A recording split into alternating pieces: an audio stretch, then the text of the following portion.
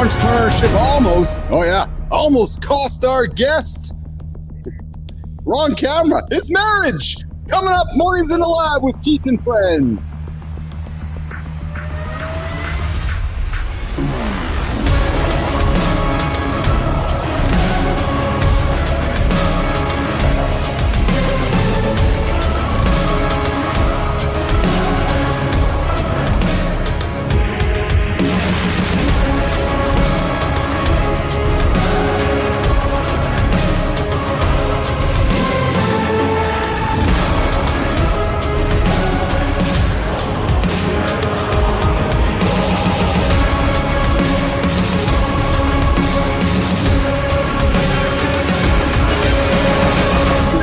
Jimmy with the camera. What's up, everybody? Welcome to Mornings in the Lab with Keith and Friends. Remember, big reminder, this is an explicit show. I'm your host. I'm that guy. I'm Keith Bilous. Yes, and over across the glass is CMartyFit, and over across the other side of the glass is Jon Andersen. And of course, today, just over there is Kristina Flynn, and behind me over there is producer Jimmy. Yeah, so just a bit, we're diving into the morning loop to talk about a groundbreaking study on the maximum age humans can live. And of course, coming up today, we have a guest, Pierre Sabbagh, joining us. How?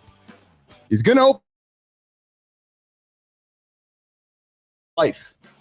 Yeah, you heard me. His life, including his marriage. We're going to dig deeper into the deep dive with that conversation, getting real about personal toll of entrepreneurship. And don't miss the tips coming your way. See, Marty's got a fitness segment for you. And John, of course, has got his lifestyle tip coming up every single day. Around the 45-minute mark, later in the hour, too, we've got Jon Andersen coming in with us talking about micronutrients and why they are essential to our performance in our protein break. Listen, we talked micronutrients about a week ago. We're bringing her back to talk Jory, John, Marty, myself. We're going to talk the micronutrients on the other side of the macronutrients. And stick around in the gym where John and Marty, listen, Johnny's been picking up weights for a couple of years. I think something around probably 4 decades we learned yesterday. We were reminded of yesterday. So Marty's going to sit down with John today and talk about hacks that John can share with all of you to get you guys through the gym. Listen, if you are struggling to find balance, and I mean balance between business and wellness, this show, Mornings in the Lab, is for you. True story. Yeah, we get up live every weekday at 8 a.m. Eastern time on YouTube, LinkedIn, and X. And I'm going to tell you right now, I'm going to remind you to hit that subscribe, share with your friends, comment on the show, just tell somebody about our show. We're growing. We deserve a bigger audience. We're going after it. We're doing it. We're getting after it. Jimmy, let's bring the crew in here. Let's bring in Kristina, Johnny, and Marty, and let's get into it here before we get into the big topics here. I see that Kristina's all in black on black on black. Johnny's got his black lit with the cigar, red hat, nice black glasses. Marty, with my glasses on, I'm going to try to judge here. I'm thinking that Marty's got a gray, less brunches, more crunches shirt with a nice blue, baby blue. I'll go with that. I'll go with that. Hey, real quick, we got to make one little change in some of our language here. We don't deserve anything. We earn everything. We don't deserve shit. We earn. Where's the sound for that? Where's the sound? Well said. We don't deserve. We earn everything we work for. Come on, man. Did I say deserve somewhere in our? Yes, you did. Yes, you did. You said we deserve a bigger audience, and I just about, my cutter got real tight. I was like, oh baby, I don't belong to anything where I deserve shit. I earn everything. You know what? I'll stand back and reflect that I was wrong in that statement. No question about it. Yep, you were absolutely right, Johnny. I've earned everything in my life. I've never deserved anything. So I thank you for correcting my language. And that's what good teammates do, man. You hold yourselves accountable, right? And you're like, Bilous, no, we don't fucking deserve anything. And you're right, pal, 100%. And I knew 100% it was just a vocabulary blip. That was not actually the way you're internally. We are the same. Oh yeah, yes, this is true. I'm the bodybuilder. You're the little fucking wacky duddy. And on top of that, we only been doing the show for like 6 months. We always talk about the long game and putting the grinder, Keith. Don't worry about it. Come on, Keith. Nation, I'm getting shit on by my teammates because I'm like, hey guys, I showed up at the auditorium today and only 1,000 people showed up. But what's the little nutty guy in the fucking circus for? He's to fuck with, you know. That's exactly. He's the hype man. He's the hype man. That's exactly. Good morning. This is a white version of Flavor Flav right here. Oh Lord! You know, fucking Flavor Flav. It is actually 1973 right now. I'm Johnny. Marty doesn't even fucking know who Flavor Flav is. He's got to know who Flavor Flav is. I know who Flavor Flav is, but I don't listen to his music. That's the only reason I know who he is. I know. I'm going to show up with a big clock on next week's show to put around my chest here. Good morning, Tammy Bell. Good morning, Shinku Gold. Good morning, Shelly Spence. Good morning, Good Time. Good morning, everybody here. Oh man, I'm. Hold on a second here. I got to do some.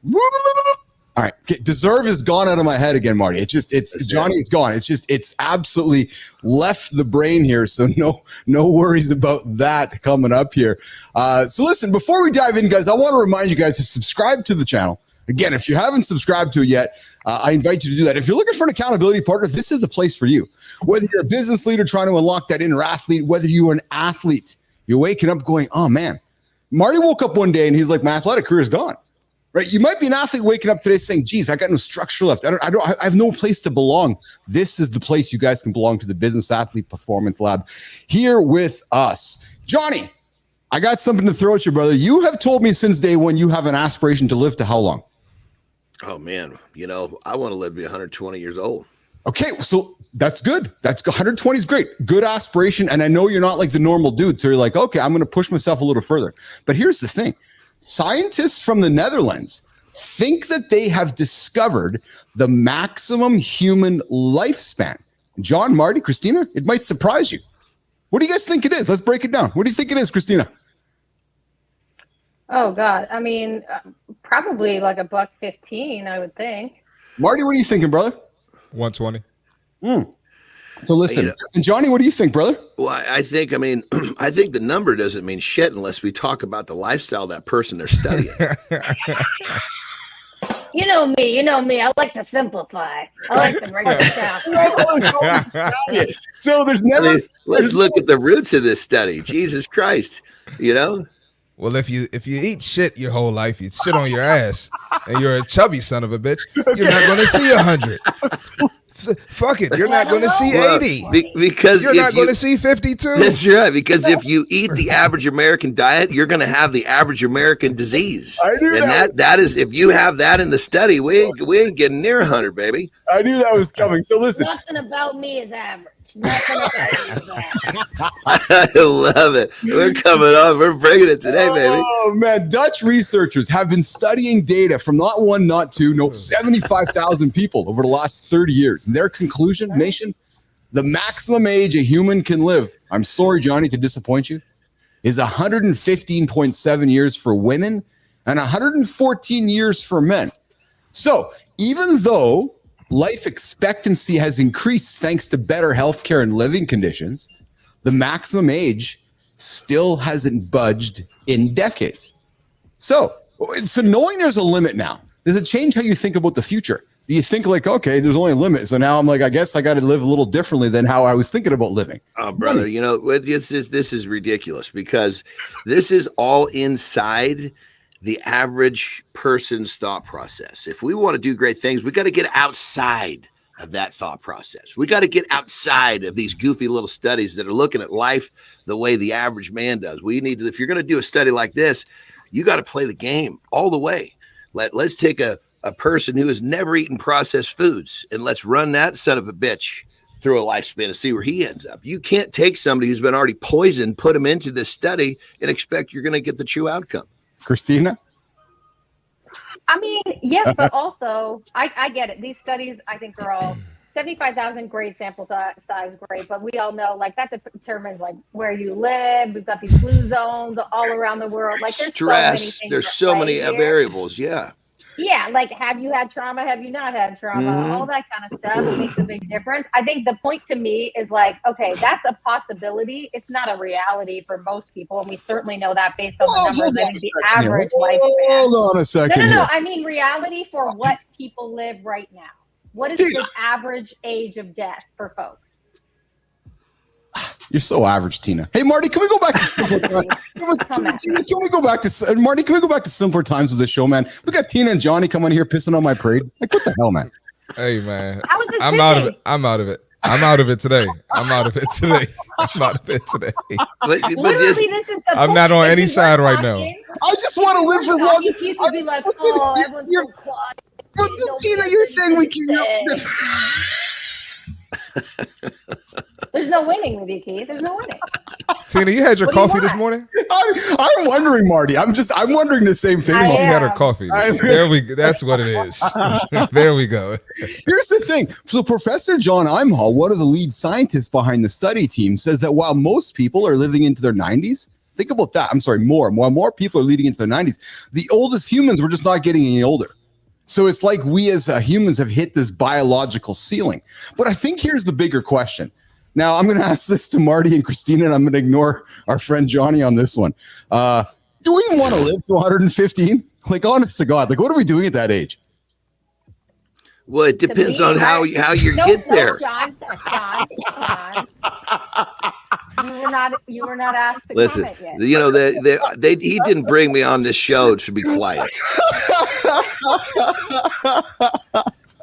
Oh, you're at the morning loop, the unpredictable 15 minutes. I did not think this was going to go how it was going to go, but I'm loving it. Johnny, what is your opinion on living to 115?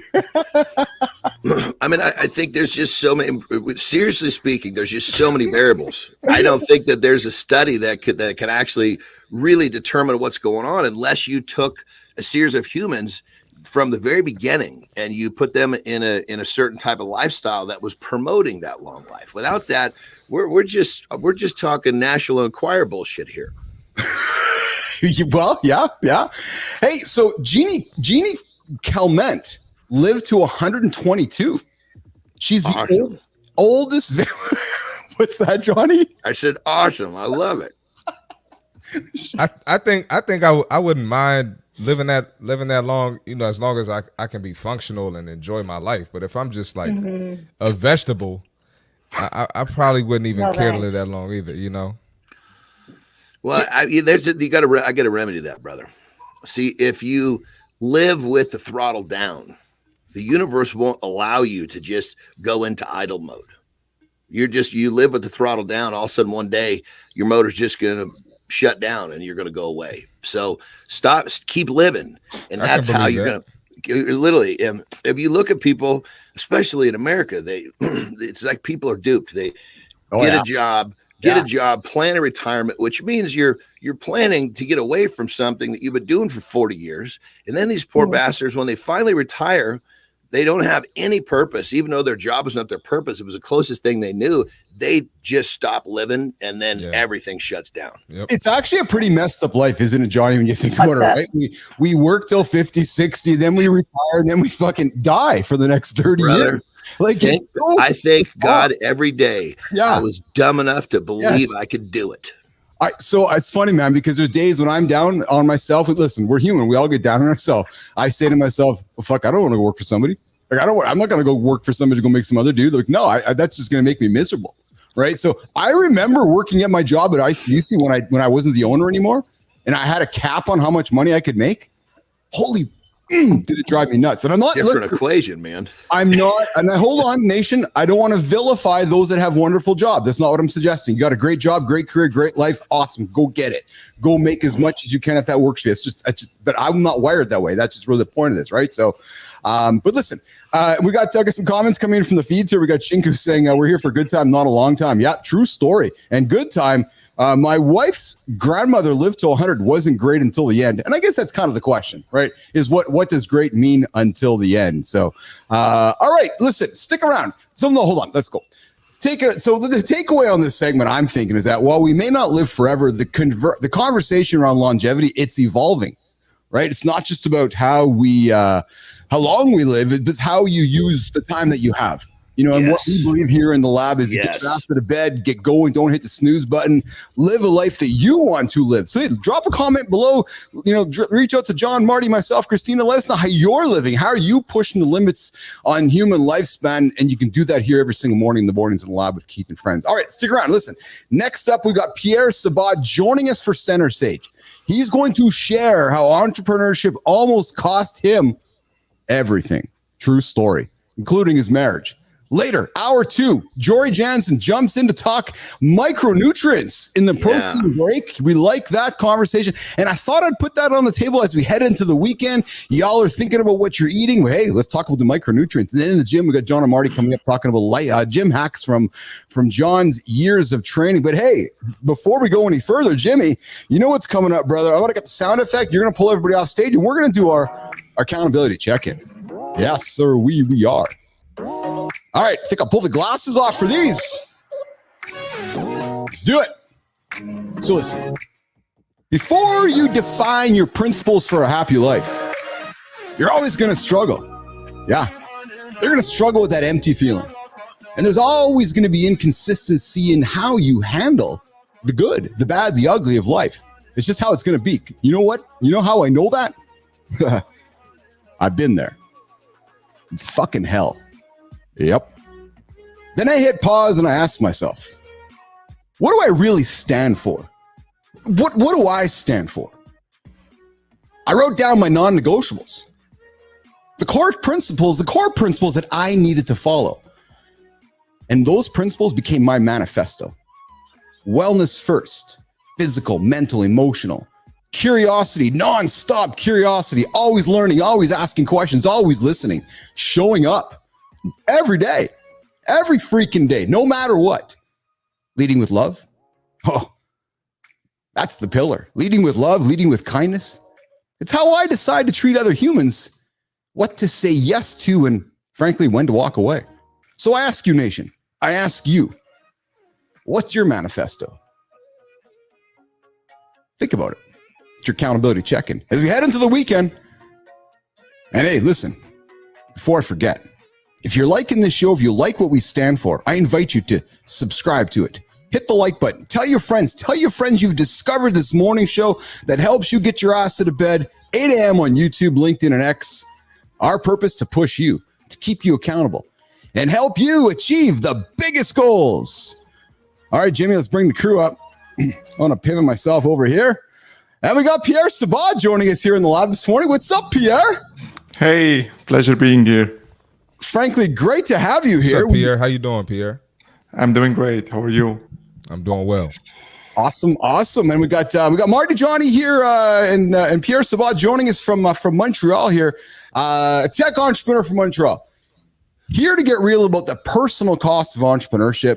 He has spent the last 8 years building his tech company, mostly out of the spotlight. I got to tell you, Pierre, I was reading some of your posts, and a lot of the stuff you write, I resonate with. I was like, whoa, man, I can't wait to sit down and talk with this fella. He's here to challenge the traditional startup narrative and share the hard lessons he's learned along the way. Oh man, I'll let Pierre get into it. Let's get into his journey. Pierre, you've talked about how following the typical startup playbook nearly cost you everything, including your marriage. What was that moment that you've been working through that you realized that the path wasn't working for Pierre Sabbagh? Well, let's see. I don't know how much time we have, a couple of days to talk about this, but so many things to share here. We launched so my co-founders and I launched the company in late 2015, beginning of 2016. That was the craze of launching a startup, raising funds, doing all of these things. And that was my goal. Like, I wanted to pitch to investors, raise millions, go all in, go big, or go home, and retire on a yacht with a martini. Reality kicked in just probably 9 months to a year in, when we discovered that my wife is pregnant. And then we discovered she's pregnant with twins. And wow. I didn't have a company. I had an idea on a napkin. And that's when reality kicked in. Like, I was trying to raise, nobody wanted to invest in me, my co-founders, the company. And I had to make a choice. Like, it's either we close shop, go back to go back to the corporate world, which I hated when I was doing, or I had to figure it out. So I sat down with my co-founders and we're like, we have these two options. We either fire the team, or we have to do something about it. Fire the team, or we go back to having jobs. So we hunkered down, went into what we call cockroach mode for probably a year and a half. Wow. Yeah, we got salaries, fired everybody, and we started piling up credit card debt. My wife gave birth, and we were living. My family was living off of my wife's paycheck, maternity paycheck, which was crazy. So the first year of my kids being born, I spent 183 days away from them. They had to go back home, get help with the family. They were twins. It was really, really hard. And I started realizing how whatever I've been taught in the startup world at the beginning was completely wrong, or at least not close to the reality of entrepreneurship. So by hunkering down, we were able to just get to a point where we broke even with the business, like ramen profitability. And from there, starting building the company step by step. And as I was building this company, everything I'm seeing online contradicts with the reality of entrepreneurship. Mm-hmm. And you read all this bullshit about raising money, go big, VC, and probably small percentage of entrepreneurs are able to do that. What about the 99.9% of entrepreneurs? And that's when I started probably sharing a bit of my journey online, and giving probably the unfiltered view of how to build a startup, how to build a tech company from someone who has done it and has done all the mistakes in the book. This Johnny, I'm going to come to you because you made a comment yesterday, Johnny, about faking it till you're making it. And I'm listening to Pierre talk, and we hear all these stories about celebrating raising, as Pierre said, raise money. You're going to create a hockey stick business and off you go. Pierre, Johnny, it's very much fake it till you make it in that world, isn't it? So John, I know you had a comment to make, and then Pierre, I want to look back to you, but it very much is it fake it, right? Yeah, we got all this money coming in. Let's pretend we're telling a great story, but behind the scenes, we're crumbling. Johnny. Yeah, I think that the whole idea of fake it till, and that's probably part of what Pierre's, referencing in what he sees in terms of today's entrepreneurship being a little misleading, is that the saying "fake it till you make it" doesn't mean go buy a bunch of shit you can't afford, like cars and boats. It means do the habits, do the hard shit that the entrepreneurs that make it are doing, so that you can then in turn actually have a chance at making it. So it's really backwards. Fake it till you make it. The general public says, "Oh, I need to go buy a Ferrari so I can start doing videos with this." No, start getting up at 4:00 in the morning and work on your self-improvement, because you're only going to be as good as you become. And so it's the idea that fake it till you make it means you're doing all the shit and you're not getting paid yet. That's the fake part. You're doing the habits, you're doing the hard stuff. And that's the part of you're faking it. You're faking the fact that you're making all this money because you're doing all this shit. That's the fake part. Don't fake the fact you're making a lot of money and you're not doing shit to get it. That's the part that fucks people up. Well, yeah. Pierre, what do you think when you hear that fake and making? Because again, the glorifying of entrepreneurship is very much not real. Absolutely, I agree with Johnny. The fact that you go into entrepreneurship, you have this idea, you want to sell it to people, you're basically faking it until you figure out how to make it. And realistically, to be very candid, even 8 years in, we're still faking it until we make it. Every step of the way, you're selling the future and you're faking the future until you get to the future, and then you step it up. This is on one side. The other side, the typical tech startup ecosystem and VC ecosystem is all built around vanity metrics, like metrics where you're chasing the next valuation round of your company, you're chasing the next funding raise that you're going to do, the next big audacious goal. But on paper, your company might be worth $0, but the valuation is saying like it's $1 gazillion. So every single entrepreneur, and mainly VC-backed entrepreneurs, they're really they're faking it, and most of them don't even make it. Jeez. So Pierre, here's the flip side though. So we shine the light on all the glory. Failure is often glorified, it seems like today, in today's hustle culture, right? Now we here in the lab, we talk about embracing failure. You know, we don't glorify, we talk about embracing it. You got to work for it. You got to walk towards it, right? Walk towards the failure to achieve a win. People often say, Pierre, that failure is part of success. I saw a great post from my friend Will Ray yesterday saying I failed. And in reality, yesterday he had some great success. But Pierre, from your experience, it seems like following bad advice, especially in this path of raising money in entrepreneurship, bad advice can make failure much harder to recover from. Are we glorifying failure too much, Pierre, or is it really a necessary step on the path to ultimate success? I think it is. I really think it is. If I didn't fail at raising money, raising VC, I probably would still be trying to raise VC. If I haven't failed at applying some of the advice that the so-called mentors were given to me that doesn't apply to my business, I probably would have been still listening to people who know nothing about my business, my industry, etc. So I had to go through all of these, painfully so. Even when you don't have money, like even sometimes when you don't have hope left in the business. So I think it is glorified on one side, like it's glorified when you have a backup plan. But most entrepreneurs, at least the ones that I'm close to, they don't have backup plans. And failure is a must, and you have to just swallow the frog and keep pushing. So it's kind of a two-edged sword. No plan B, baby. As soon as you got a plan B, plan A is compromised. 100%. Can't agree more. And I wanted to add in too with with Pierre going through everything he was going through. You can't show up to work every day, or you can't show up and people can see that you're going through something. You know, you have to.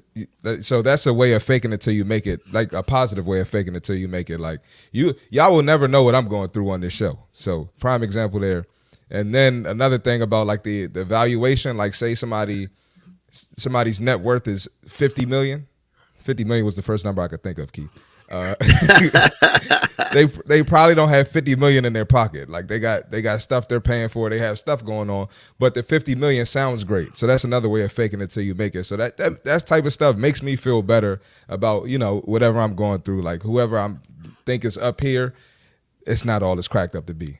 If that makes sense. That's it. So Pierre, before we wrap this segment, and we're going to get into the deep dive, talking about how it almost ruined relationships and so forth, entrepreneurship. What's the one thing, Pierre, the one thing you want entrepreneurs to take away from your experience over the last 10 minutes of conversation? What would they or should an entrepreneur be doing differently based on your experience, Pierre? Well, I think there are so many things, but the one thing that always was true to me is sticking to my gut feeling. Whenever, like, if I look back at my journey, the biggest mistakes were when I didn't listen to my gut feeling and I listened to someone else's advice who has never been in my shoes. So when I'm writing on LinkedIn and I'm sharing with these entrepreneurs, and a lot of them message me and they're like, okay, now you made it. What can you tell me as like, what advice can you give me? And I tell them, like, there's no making it. Even at my, like, I'm fighting fires every single day. It's not an easy ride. It's just, I got a thicker skin now. So what I say again, just to wrap this up, follow your gut feeling, even if you're hesitating, because your gut feeling knows better than any expert advice out there. Yeah, the power of the gut. Isn't that true? Right? I know Johnny talks about it, Marty talks about it. I lean into my gut quite often.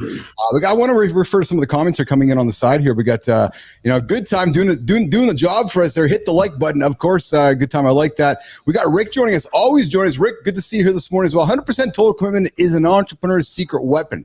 When you don't have a plan B, it's amazing how much better plan A works for you. Yes, sir. And let's be vulnerable, Johnny. Because it happens, Marty.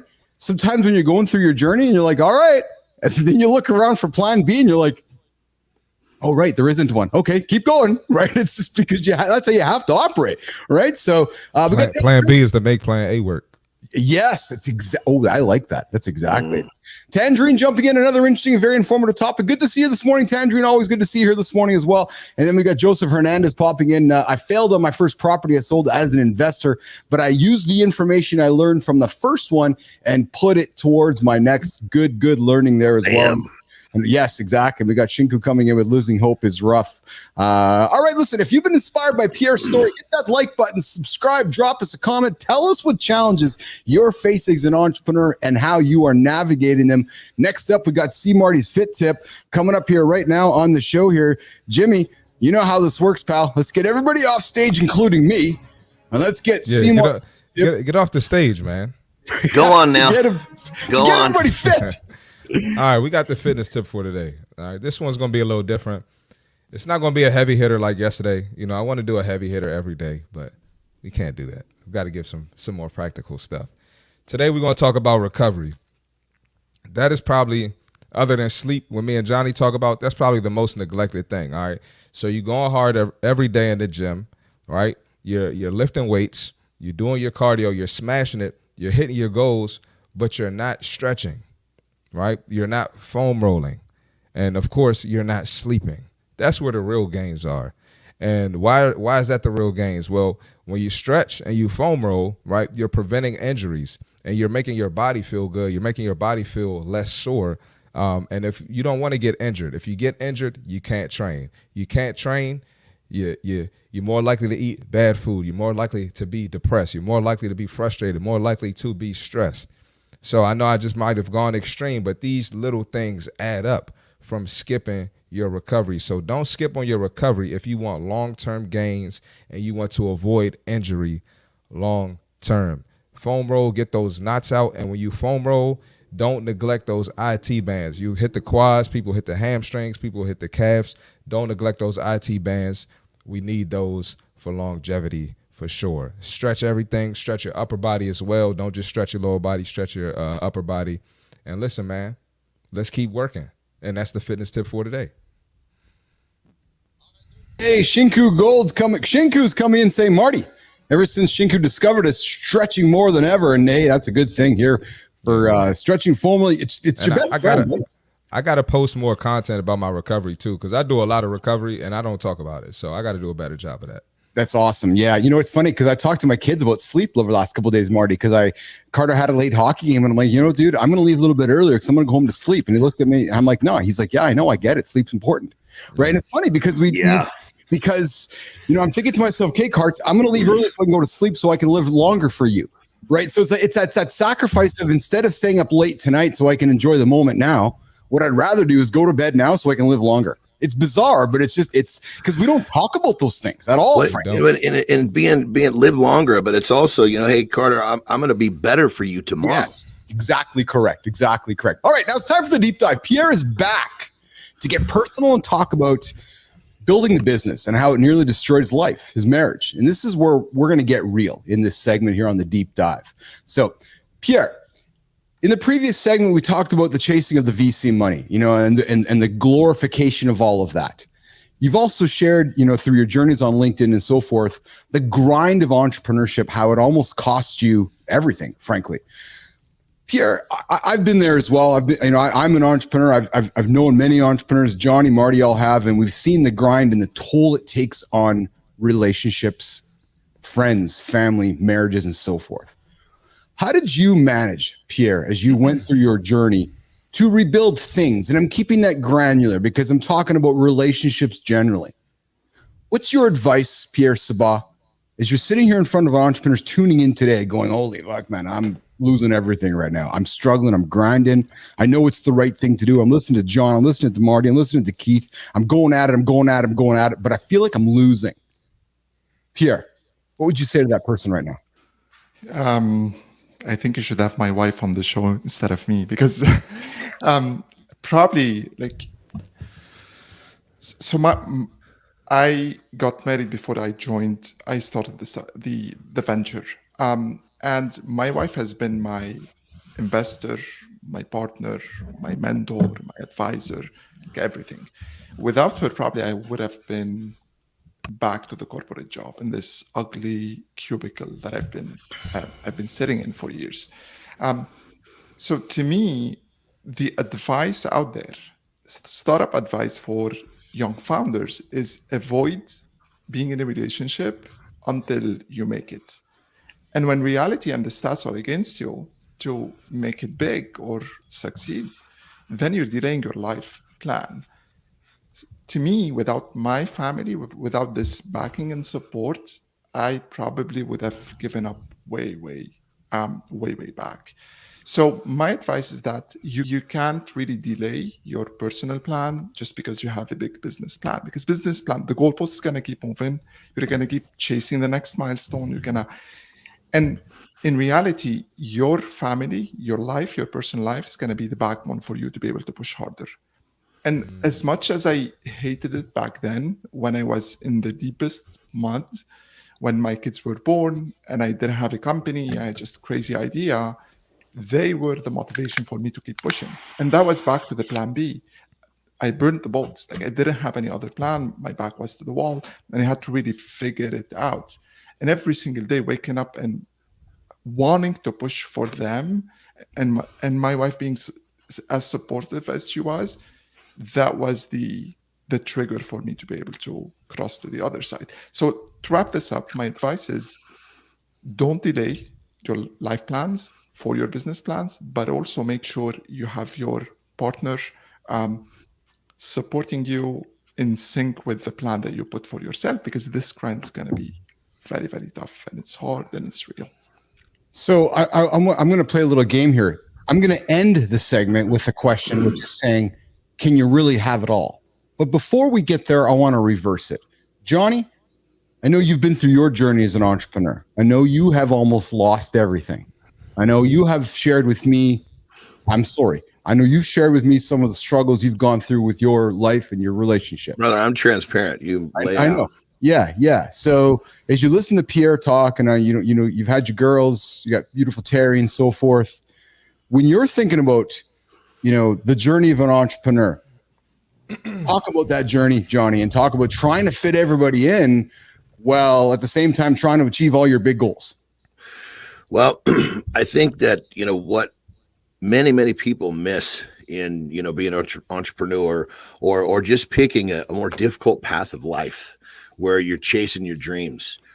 That is the biggest gift that you can give your kids, because you are walking the walk. You are showing them that, yes, this is difficult, but yes, you can chase your dreams, because kids, they don't give a shit what you say. They care what you do. And because they watch their parents do X, Y, Z, they're 75% more likely to do X, Y, Z. So my kids, of course, when we were going through struggles financially, I kept that hidden from them as best I could. But the bottom line is, what they remember is daddy chasing dreams and getting, of course, then when things started to really unfold, they got to do a whole lot of really cool shit because daddy chased his dreams. They were in multiple movies. They got to walk the red carpet to watch themselves as extras twice, and it wasn't because daddy was going to work at a 9 to 5, and they understood that. So I think that the element of this that I think that people tend to miss is that you're doing your kids a huge service by letting them watch you chase your dreams, letting them watch you work for something bigger and better. Marty, somebody who's starting their entrepreneurial journey, like you're in the middle of yours right now, right? And you're also in the dating world and so forth. When you listen to Pierre talk, and he's like, dude, not you, but just kind of rhetorically, dude, you got to go get your business sorted out before you get your relationship sorted out. What do you hear when you hear that, Marty? Is it like, oh, can I have both, or do I have to choose one or the other? Well, listening to Johnny and Pierre, I hear you can do both. That's my perspective from listening to them, and that's positive. So that's good to hear, because I have my struggles as well. I go hard, man. I go hard with the business. I go hard with everything. So I've had my struggles as well. I've had my issues, and it hasn't worked out for me. I'm not married yet, or even in a committed relationship, but just I'm still learning, you know, and I got to be able to find the right person who understands, and I got to be able to, you know, take what Jon and what Pierre are saying and apply that to her. Yeah, you just said it. You got to find the right person. Is that not correct, Pierre? Is not correct, Johnny? It's because that's the, and Pierre, I'm coming to you, because that's the point of this. When you're an entrepreneur, you really need a teammate, don't you? That's going to buy into the journey with you and buy into the ups and downs and buy into the moving goalposts and buy into every failure, every success. I wanted to add, Marty. I wanted to add too, that's big, because where did I ever hear that growing up? I never, my parents weren't entrepreneurs, so I never heard that, hey, if you want to be an entrepreneur, whoever you pick has to be aligned with, you know, with your goals, with your vision. I never learned that. So I had to learn the hard way and pick somebody who wasn't aligned with it. And it was a disaster. You know what? Well, you know, on that level, I'm sorry. You want me to go? Perfect. Check this out. So in my company, there's one dude I'm thinking of right out of the gate, and you know he's just like me. I mean, it's unbelievable. He's just 25 years younger, and he's just got that same go mentality, and he just loves changing lives. So he's fitting perfectly in the company. And one of the challenges he's having is finding a female that will support what he's doing, because he's that guy. That's, you know, I've made him a part of my company because he's been so valuable. You know, he gets a piece of the action now. So his big challenge is finding someone that actually will support his lifestyle. And that's not an easy job. I mean, there are plenty of chicks that come running and they see the cars he's got and where he lives, you know, and all this kind of stuff. And they're loving the fact that he travels a lot. You know, he comes with me where I go, and they love that part. But when it comes to the other part, they're like, what the hell is this? They've never seen that before. So you got to find that supportive female. If you have that, I mean, Terry's that one for me. Without her, I wouldn't have been able to do what I did. Period. End of story. I think it's very similar, you know, I think it's very similar if you were looking to, you know, take care of yourself from a food perspective, from a lifestyle perspective. If you as a man are trying to live and eat a certain way and your wife or partner isn't, you're probably not going to have much success, right? And it's very difficult. So if you're like, okay, I want to have a healthy lifestyle, I want to eat clean, I want to, you know, hit my longevity goals, but your partner's not there, you're going to struggle. I think it's the exact same thing in entrepreneurship. So Pierre, you know, as we work towards wrapping this up, and you know, maybe we do a show with wives, Pierre, if your wife would be, you know, keen to have you coming on the show, and maybe Terry would get out of bed for that conversation as well, Johnny. But she might. Here's the big question. Can you have it all? Or is it a myth? Pierre Sabbagh. Oh, man. I think you can, yes, but not in parallel. You have to just align them a bit, one before or after the other. But you can. You just have to be patient and keep pushing on all fronts. You have to keep pushing at home. You have to keep pushing in the business. You have to do that. And once you align these dots, like the stars are going to align, and you're going to have whatever you dream of. You know, I got to jump. I so agree with that, brother. And it's a seesaw, because you're pushing everywhere, but no matter what, it's never going to be perfect. So you got to catch when the family life starts to sag a little bit, and you got to bring it back up, and then you'll bring it back up. And then also, oh shit, it went a little too high. So you just have to manage this, but yes, you can have it all. The key is to keep it here, not here. This doesn't work. Something's going to break here. This, you know, there's strain, but you're going to make it. Yes. I love this energy. Yeah. So Pierre, final word to you, brother. I asked you in the last segment, what's the bit of advice you'd offer to an entrepreneur about, you know, raising money and raising capital and not following the bullshit of all of that? What are you saying to the entrepreneur right now, tuning in, going, okay, I got a girlfriend, I got a wife, I'm struggling, I want to have it all, but I don't know how to have it all. But I heard something Pierre said, which gives me hope. Pierre Sabbagh. Keep pushing. Whenever you think you're at your lowest, just keep pushing, and the only way is up. Yes. I was at my lowest, and I kept pushing, kept believing, and maybe you should probably burn the boats. No plan B, burn the boats. Focus on, you only have plan A. That's awesome. You know, I think there's a lot of people that don't know that analogy of burn the boats. You know, it's pretty crazy when you say that to the average person. well, they didn't study history or whatever it is. They just don't understand the analogy. So for those that don't understand, it's basically a story of a general brought his whole army to another land, and he told his army, burn the boats. And they were like, what? Burn the boats so we can't get home. Well, you have only one choice, and that's to win this war, win this battle. And when you commit to anything that way, you're going to get a different outcome. That's what burn the boats means. Awesome. Pierre Sabbagh, thanks for joining us today here, Mornings in the Lab with Keith and Friends. I hope you enjoyed your time with us as much as we enjoyed having you. Dude, you dropped some gems here, man. I know you gave me, Johnny, Marty, and all of Business Athlete Nation some things to think about. I'd love to have you back and further this conversation. Would you be open to that? Absolutely. Thank you for having me today. Thank you, brother. I love hearing you talk. Yeah. So Pierre's going to head out here. And before we get to the next segment, I got some comments here on the screen here. Joseph Hernandez, Marty, I'm glad you replied, brother. I'm really glad. But Joseph, look at this, Johnny. Joseph, I'm sitting in front of the gym right now. I watch before I get the day going. I appreciate the stream. Thank you guys for the information, motivation, and tips. I saw that comment, Marty, and I just got goosebumps. There's a dude in his truck going, I need to get myself going, and he's using Mornings in the Lab to get himself going. And Marty, thanks for responding to that. It's awesome. And Shinku's like, hey, procrastination is like masturbation. You're only fugging yourself. Jon Andersen's comment. And Shinku's right, man. Struggles are the best goals. But listen, if today's deep dive hit home for you guys, truly, Pierre dropped us some great stuff, both in center stage and in deep dive. Drop us a comment. Let us know how you're balancing work and personal life. And if you're getting value from the show, hey, you know what to do. Make sure to hit that like button, subscribe, share the episode.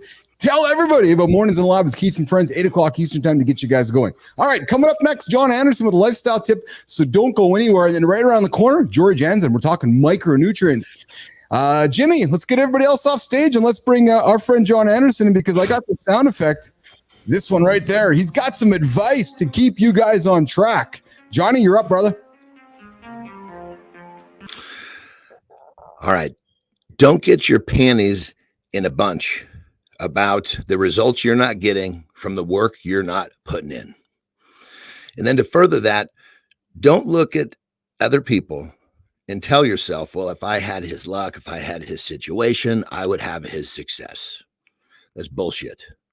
Because the difference between that guy and you is he's doing the shit you won't. So again, don't get your panties all in a bunch about the results you're not getting from the work you're not putting in. It's that goddamn simple. Rock and roll. Put the work in. Yeah. As I misspoke earlier in the day here, nobody deserves nothing. You got to put the work in. That's the message from Johnny Andersen here today. So, hey, coming up next in our protein break with Jory Jansen. Today, what's shaking, Jory? It's a morning. Oh, do tell. I'm getting a sense of it's a morning, Jory Jansen. But, it's actually not too bad. It was just a super late night of correcting an assignment with my daughter that could have been done earlier besides 1:30 in the morning. Hey, Johnny, as the sounds like how I was in school. I was just gonna say, yeah. Oh, so was it one of those procrastination, did it last minute things? Oh yeah. I was doing. Oh, go ahead. Yeah, I don't know. It was done, but not necessarily. When you have to do an assignment with someone else, and she's learning to use her voice. Yeah. As you all know, Business Athlete Nation, Jory Jansen, our resident house nutritionist, food expert. She hangs out with us here Monday, Wednesdays, Fridays on the protein break. A little play on the terms of coffee and break. And today we want to talk about micronutrients. I know we put it on the table a couple weeks back before Jory joined the show with Johnny and myself. I know John's a big fan of micronutrients. But before we go there, I wanted to just do a little rewind. A couple of days ago, we were talking carbohydrates. And I think we might have misspoke. We collectively might have misspoke about categorizing carbohydrates, complex carbs and simple carbs, and what we might want to be fueling ourselves with post workouts and so forth. Jory and I were just kind of shooting the shit over the last couple of days. I was doing some post production, and I'm like, I think we might have misspoke a little bit about classifying carbohydrates. So let's just rewind here. Jory, simple carbohydrate versus complex carbohydrates. Jory Jansen, complex carbs. All right, so simple carbs are kind of like, everyone has that friend who you love, you need them in your life, but they're not the sharpest tool in the shed, but they add lots to your world, right? And then you have those people in your life that just are deep. And you've got a lot happening, a lot of richness. They add to your world and really cause you to grow. That's the difference between a simple carbohydrate and a complex carb. So complex carbohydrates are going to have high fiber, high nutrients. You don't want them right in exercise. They take longer to break down. So like your whole grains, for example, complex carbohydrate. Something that in exercise, or if you have an hour or less before you go exercise, a simple carb. So that could be a sport drink, for example. So there is a difference between the two. And outside of close to or inside exercise performance, you want to go complex. Awesome. Thank you, Jory, for that clarification. As I said, we were just kind of going through some of the content here. I was like, I think we might have just misrepresented how it was. So I wanted to put that on the table to just to kind of go back and re-speak on that. So and that was a great analogy. That was really, for anybody that listened to that doesn't understand, you got to listen again because you weren't paying attention. So let's pivot to micronutrients. The world's always talking about macronutrients, fats, carbs, protein, but yet more and more we're talking about magnesium, zincs, and vitamin Ds and so forth. But let's help Business Athlete Nation, Jory, Jon, Marty. Let's help Nation move into the weekend and get them thinking a little more about micronutrients and how essential they are for for muscle function, immunity, and even mental health. In Morning Loop Reloaded, we're going to talk about some life hacks for mental health. So let's kind of talk more about micronutrients and what we want to know that are often overlooked. Jory, let's start with you before we go over to you, Johnny. Let's talk about micronutrients from your perspective, Jory Jansen. So first of all, just a big difference, the macronutrients and micro. So macro are those big macro, right? So the macros are your carbs, protein, fat. Fantastic. Everyone wants to know those. Give me my macro profile. Great. Micronutrients found in the macronutrients are the little things that add up for big results, right? So if you're thinking carbohydrate sources, so let's say whole grains, well, the micronutrients there could be, if you have the seedy breads, and vitamin E would be there, your B vitamins, for example, which help with energy production. So you need those micronutrients, the little things in the macro things. Awesome. Johnny. Yeah. And I just, I always love to break things down real simple for our listeners. What you said is totally correct. But to break that into a really simplistic perspective to understand that is the micro is really what's important to the body. Because you can have a macro that doesn't really represent many micros, and the micros is the currency. The micro is what's important. So you got to keep that in mind. If you're just constantly counting the numbers of the macro, you could be missing the micros that the body needs to get what you want. So think the micro, that's the body's currency. I want to come back to that in a second because that's an important point that many don't talk about and I'm going to hold this up as our prop and I'm going to get here in a second. But before not many micros in that, brother. Exactly. But I want to get to that. No, because that's exactly what I want to get to in a second here. But before we do that, I got a great comment coming up here. We have in the horizontal stream, and Nation, I'm sorry that I'm crappy on the horizontal comments here. We've got Kiki Mentor, Kike Mentor, Kiki, whatever. Good morning, guys. I'm new to the show. It's pretty energetic. Yes, mornings in the lab with Keith and friends, 8:00 Eastern time. I invite you to subscribe to the channel. Hit the old mornings in the lab. You're going to get us on the vertical channel here. It's the only mobile morning show. We broadcast 2 streams. We have a vertical stream and a horizontal stream. A lean back and watch it on TV experience, and a mobile get up and have it on your phone experience. So Kiki, I'm happy to have you here as well. And else we got here? We got a bunch of other people here in the comments. I enjoy having you guys here as well. Thank you so much. All right, micronutrients and macronutrients. So many can say, okay, I'm just going to get my macros in and I can achieve my goals. So there is some truth to that, but the lack of truth is what Jon just said. And I'm going to purposely explain this and not have the nutritionist do it and not have Jon Andersen do it, because I'm just like the regular dude who's listening right now. So yes, you can hit your macros with this. You can get your protein, carbs, and fats. However, you're not getting any vitamin D. You're not getting any magnesium. You're not getting any zinc. You're not getting any nutrients to help your body function. So if you're all about the macros in your life, great, good for you. But if you're not getting the micros, you're failing. Jon, Jory?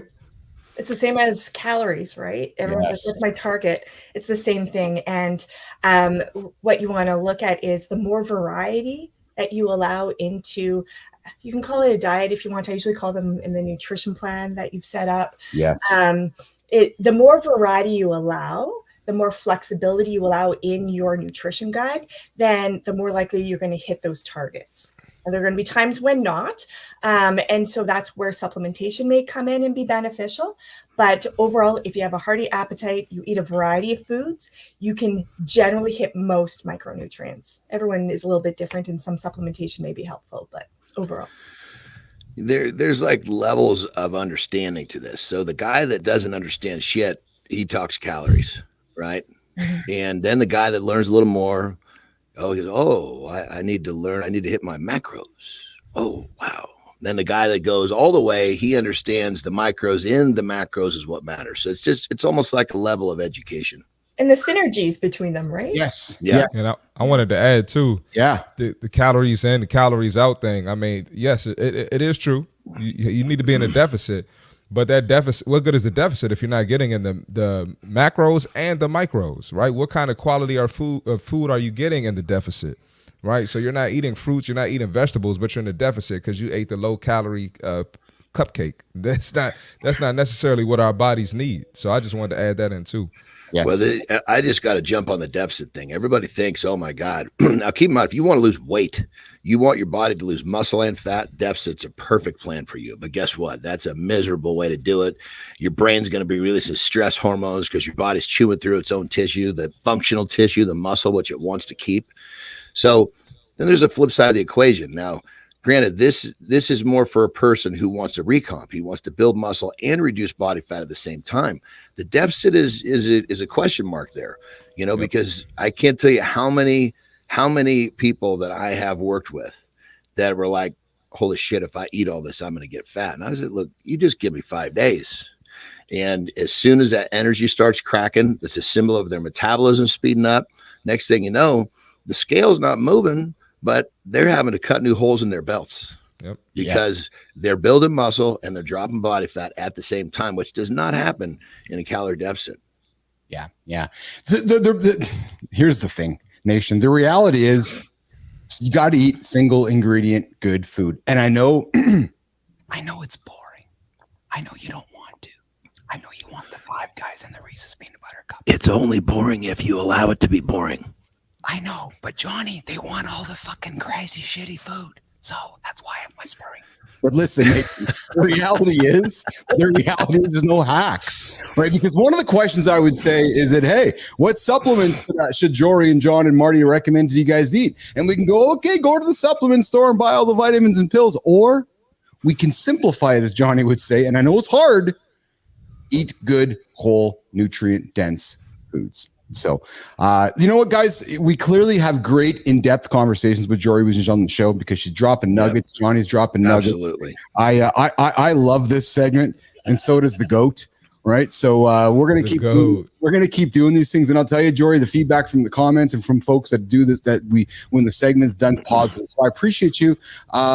Jory, last word to you before we bring Kristina Flynn on stage around micronutrients. Jory Jansen, give Business Athlete Nation something to think about before we say goodbye today. Sure. So just some key tip micronutrients that you might want to consider in the food sources. For men out there, if you're looking at testosterone levels, for example, long-term, zinc, big deal. So you think of things like your meat, your shellfish, legumes, if you're plant-based. There's that's something you want to get in, and those are foods. Something like muscle contraction and relaxation, magnesium. Again, you can get that through dairy products, legumes. There's a lot of sources in your dark greens. So get your dark greens in, throw it in a smoothie and you won't taste it. You're fine. And then vitamin D, mood, it's a hormone, right? So it really has an impact on our mental health and well-being, as well as being that synergistic friend to help the calcium get into the bones to keep that bone density there. So a variety of whole foods is key. And just remember that when you do that more often, then the outcome is going to be that investment, and you're going to be a great, well, you know what, everyone's a little bit different, but you'll be grateful that you attempted to create the food source first. Awesome. Jura, I just got to jump in real quick and say, you bring so many great perspectives to the show for our listeners. I just want to say I appreciate you. Right back at all of you. Thank you. They get tired of me and Johnny just yelling at him all the time.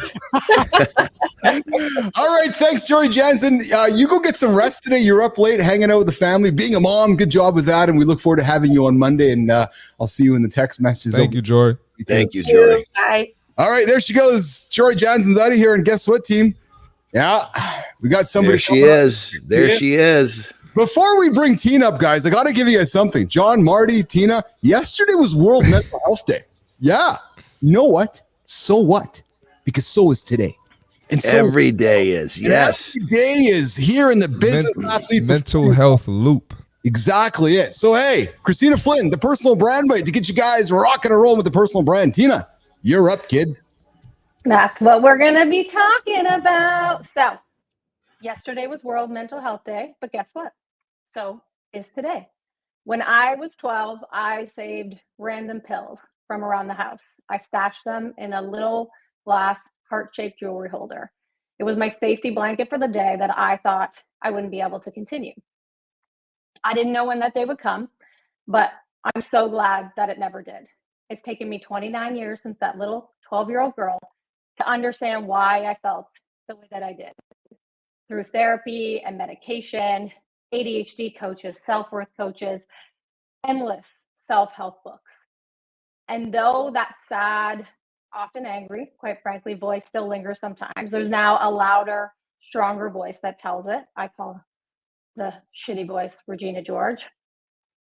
Thank you, but you're not needed here anymore. And that's why I get up and I do what I do every day, because building a personal brand isn't just about the work. It's about creating a platform to share whatever the fuck matters to you. It's about being real. It's about showing up as your whole self and having a voice that inspires others through your story and helps others hopefully feel less lonely. Yes, it really is that simple. I have entered my no fucks era, and I promise you, if you explore building your personal brand, you'll be one step closer to building yours. You got this. Smoke Aronis. Kristina Flynn dropping the vulnerability here. Woo, baby, dropping the vulnerabilities here on the show.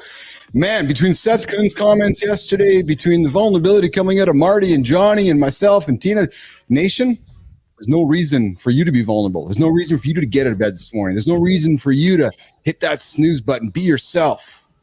So much power in being yourself. That's how you move things forward. Hey, Johnny. Oh man, I just got my ears in, and all I could hear was there's so much power in being yourself. And my God, you're talking my language, babe. Yeah. And I'll tell you, there's power in this. Boom, boom. Yep, you know it. Welcome back. Hour 2, Mornings in Alive with Keith and Friends. We got the Highline Pipes bringing us in here, and I'm going to twitch myself through this. We're breaking down mental health exercises up next on Reloaded. Yeah, we had a great chat with AJ Zeglin yesterday on Mindfuel. Yesterday was Mental Health Day. Today is Mental Health Day on the loop forever. But we got some hacks.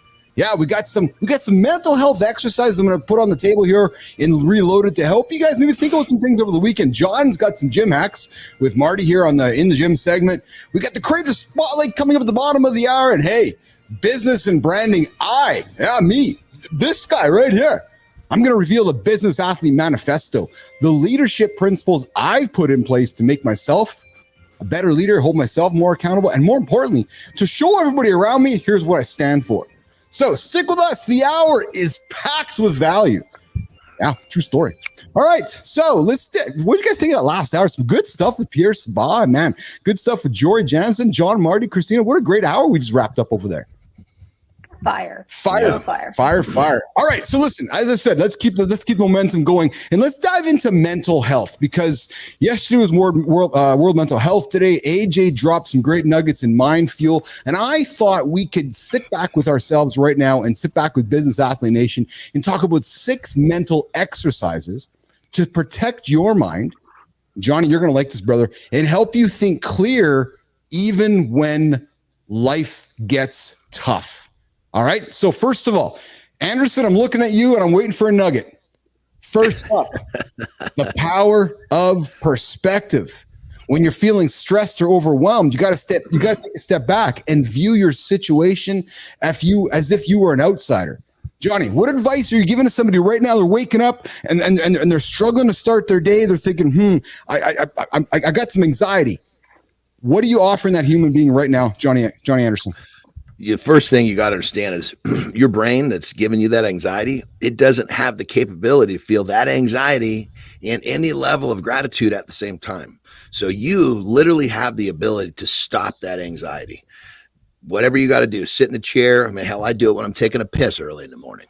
You know, when I feel that anxiety, I quickly remind myself how lucky I am for the shit in my life. And now, granted, life can be really, really tough, and you can find plenty of shit to be grateful for, even if it's a warm cup of coffee. So here's the tip here when we're talking about how to change this. If you feel the anxiety, you are in control. You just have to be self-aware enough to recognize that anxiety is there and you have the power to stop it. Think of something positive, think of something you're grateful for, and bam, just like a fart in the wind, that anxiety will disappear. Oh, I like that. Marty, the gratitude shift. Let's talk about taking a moment each day to identify 3 positive things you're grateful for, rewiring your brain to focus on the positives. Marty, I remember when you made your journey over to the West Coast, you're like, okay, I'm starting my career out in California, and all of a sudden COVID happened, and you're like, holy smokes, I got to find some gratitude. I got to figure some things out. Talk about the power of gratitude and how you use the gratitude shift to keep moving yourself forward then and even still now. Marty. Well, it kind of ties into what Johnny was just talking about, but I'm going to go in a different direction. So you can't think your way into positive action. You have to act your way into positive action. And so with that, obviously it's, activity with me, but it could be reading for someone. It could be anything, but whatever you need to do to put yourself in a positive state, create those positive thoughts. And now you can take yourself out of that situation. Now you can create a vision to change your situation pretty much. So that's what I did, in Cali. They got all these hills and mountains in California. I'm sure Johnny sees plenty of them. I would go run out there. I would go walk out there, and I would get on my phone. I would write my business plans. I would even write just journal sometimes. But that really set me up, and I was able to find my way out of it. Yeah. Kristina, coming to you for this one. I'm coming to you especially after your personal brand way. Talk about worst case scenario exercises. When anxiety kicks in, ask ourselves, what's the worst that could happen right now? And how would I handle it? It takes the fear out of the emotion and shows that you're stronger than you think. Do you use these exercises to help you get through situations, Kristina? Well, I think for me, it comes down to having an understanding of where you want to go. It's often guided by where you've been. Mm-hmm. And so when I am focusing on the negative, it's great for me to know the worst case and the worst moments in my life where I've been, where I was a fucking 12-year-old kid collecting pills, deciding whether or not I was going to end my life. Like, that's bad. Yes. When I've been through some of the hardest parts in my life, I think back to, if I got through that without any of the intellect that I have now, or the emotional intelligence, or the therapy, the medication, whatever it is, then I can get through this.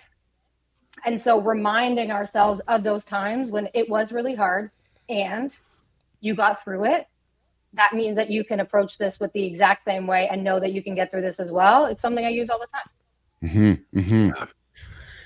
Next up, we're talking 6 mental health exercises to help you guys get through the day, get through the moment, get through the weekend.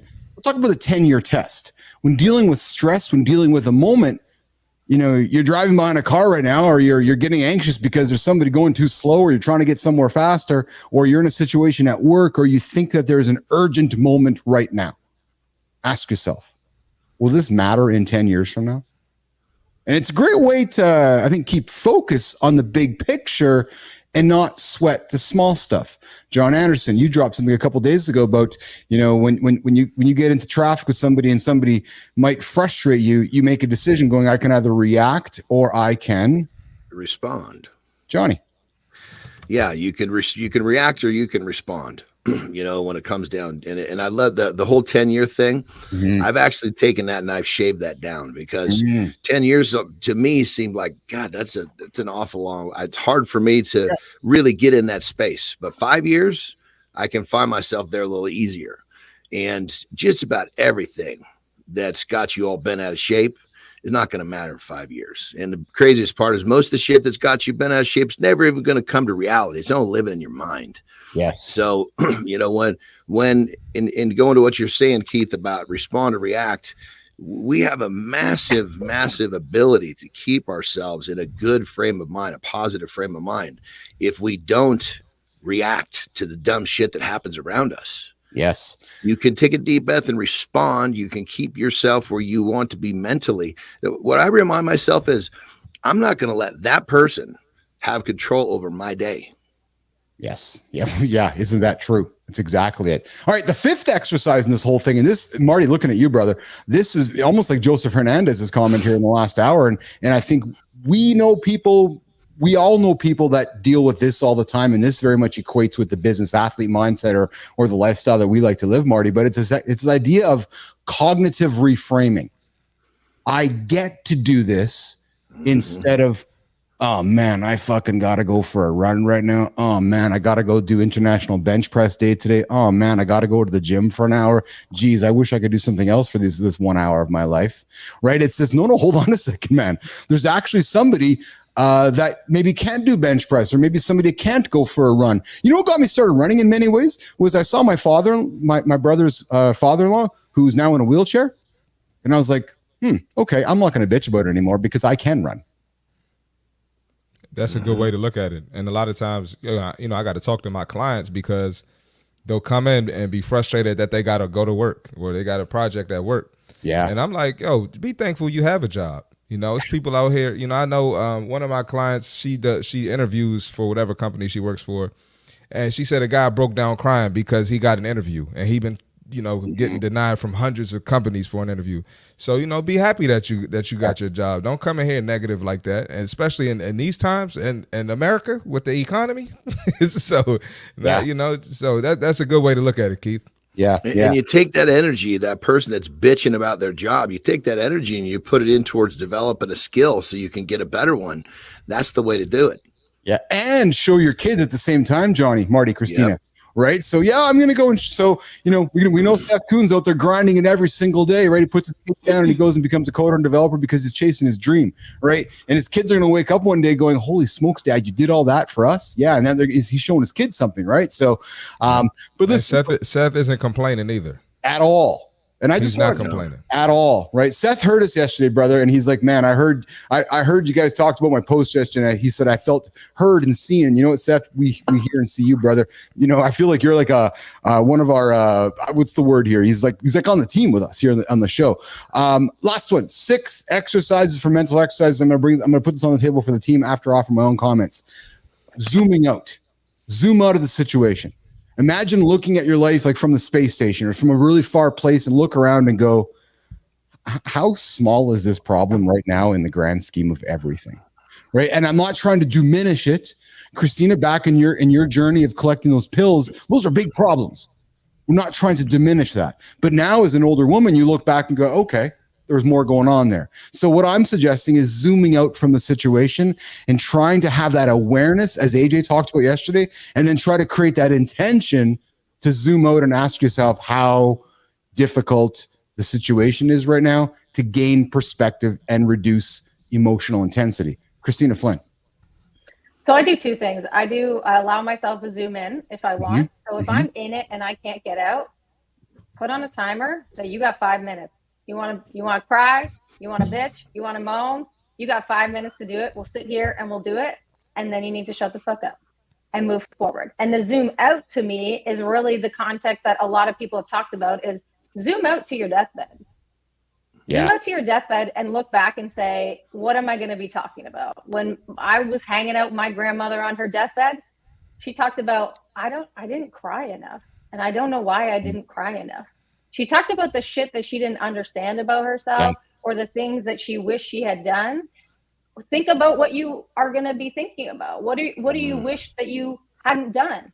and focusing on something that's pretty minutia in that moment probably doesn't ladder up to the deathbed. I'll tell you that much.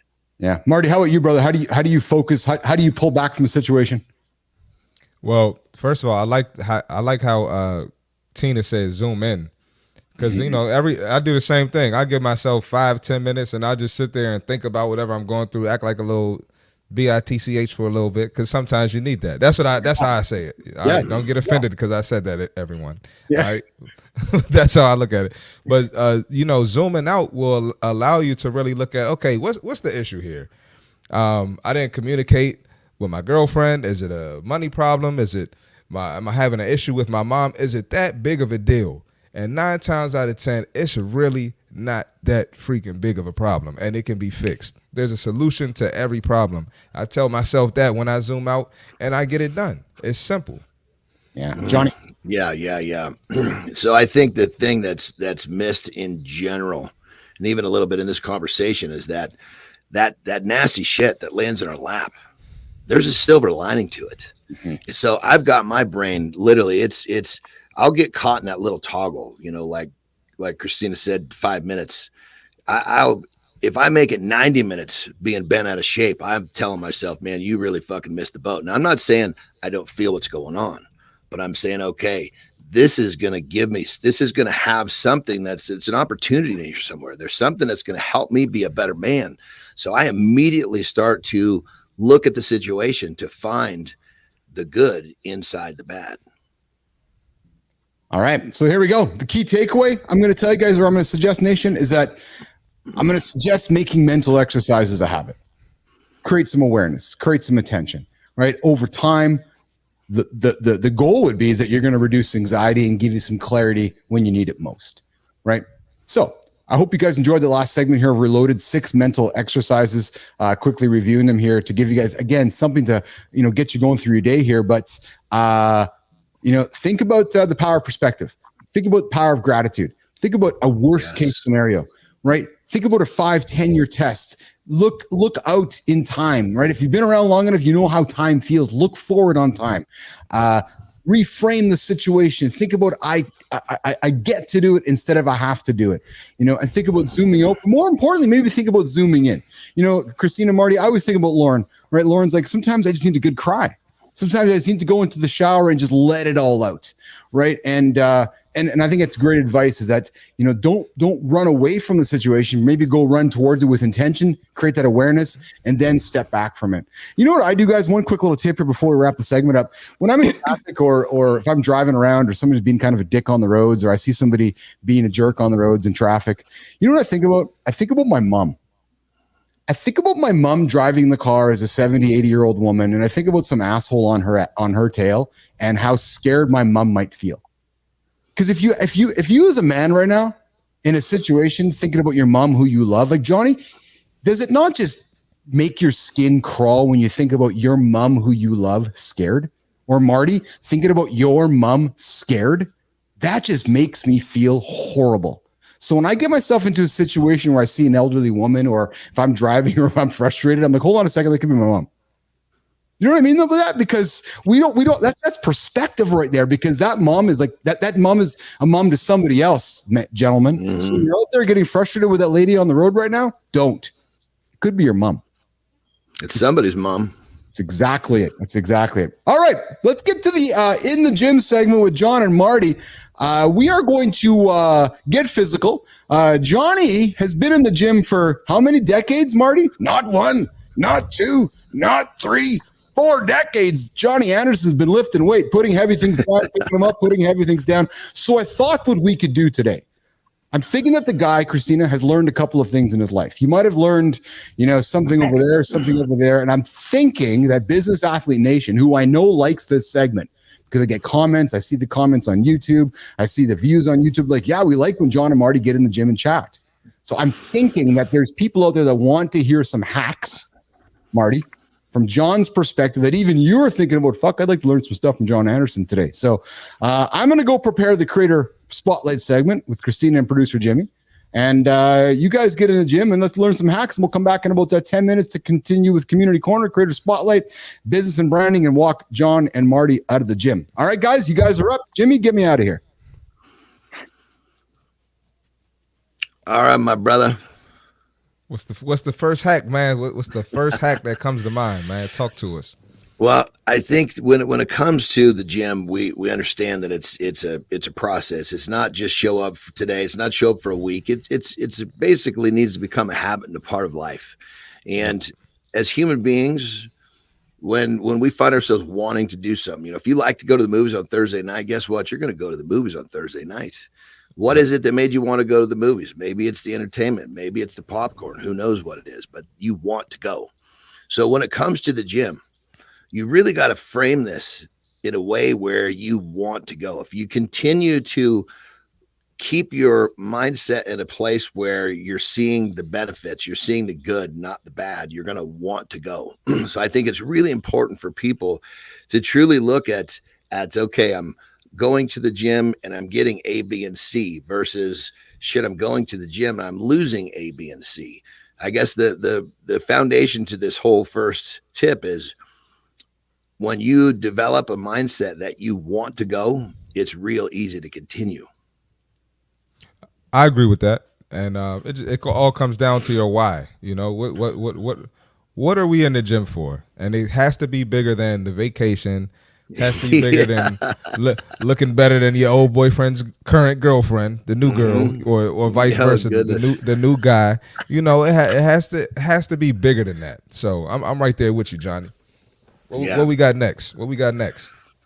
Then I think the next one that's really, really powerful is that people, they go to the gym with this certain expectation. And in many cases, it's how many reps or how much weight they're going to lift, or sometimes a combo of the two. And when you go to the gym, in many cases, there's stuff that happened that day that's going to alter your ability to perform at that level. Yep. And a lot of times that stuff's out of your control. But what you don't want to do is go to the gym and get yourself all twisted up and butt hurt because you couldn't bench a certain amount on a certain amount of reps. So the next hack is this: go to the gym with the expectation of busting your ass, because you bust your ass, you feel good about what you did, and you leave with the idea that, man, that was good. I want to do it tomorrow. So this one feeds in directly into the first tip, which was, promote a mindset that makes you want to do it. Well, if you follow this tip, it feeds right into that.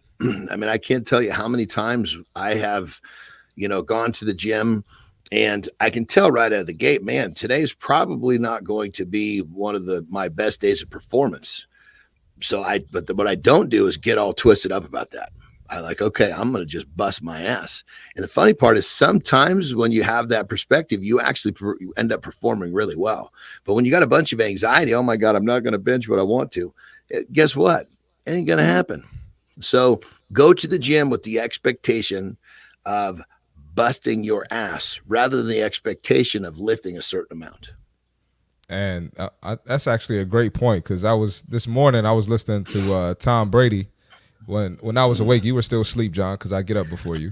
Yes, I need y'all to know that. I need y'all to know that, everybody. Yes, you do. We actually get up at the same time in the number, but you're just a zone ahead of me, brother. 2 zones, actually. Exactly. But I was listening to Tom Brady, and he basically said that he had bad games. Believe it or not, the Tom Brady had bad games. And he said the way he would manage bad games was he would, be super positive about it. Did I bust my ass before this game? Did I check the scout?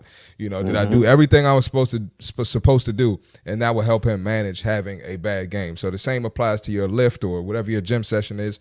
You're going to have some bad days. Michael Jordan had bad days. So.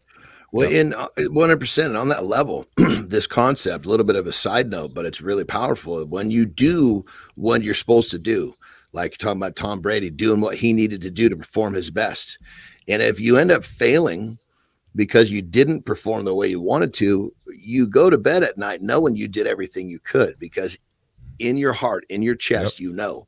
But now keep in mind, don't bullshit yourself. You're like, oh man, if you're supposed to watch like in Brady's case, maybe he was supposed to watch game film till 10 p.m. and he went to bed or was stopped at 9:30. He knows he didn't do what he was supposed to do. So do what you're supposed to do, and it's going to give you a whole different level of satisfaction, success or not. That's a good one. I needed to hear that. What we got next, Johnny? All right. For those of you that are getting bored, it's easy to get in there and get bored. I mean, we all have our pet lifts, if you will. Like it says, I have them. We all have them. Like certain exercises just feel good and you want to do it. So do it. I totally get it. But if you repeat the same shit too much over and over in the gym, that all of a sudden that exercise you like, it's not so fun anymore. And now you're in deep trouble. So here's the deal. Take your routine and do it backwards. Because when you start, I did that the other day too. Yeah, how did that go, brother? Did it blow you up? Oh my God, yo, I'm still sore. So I like that. But go ahead. I didn't mean to cut you off. No.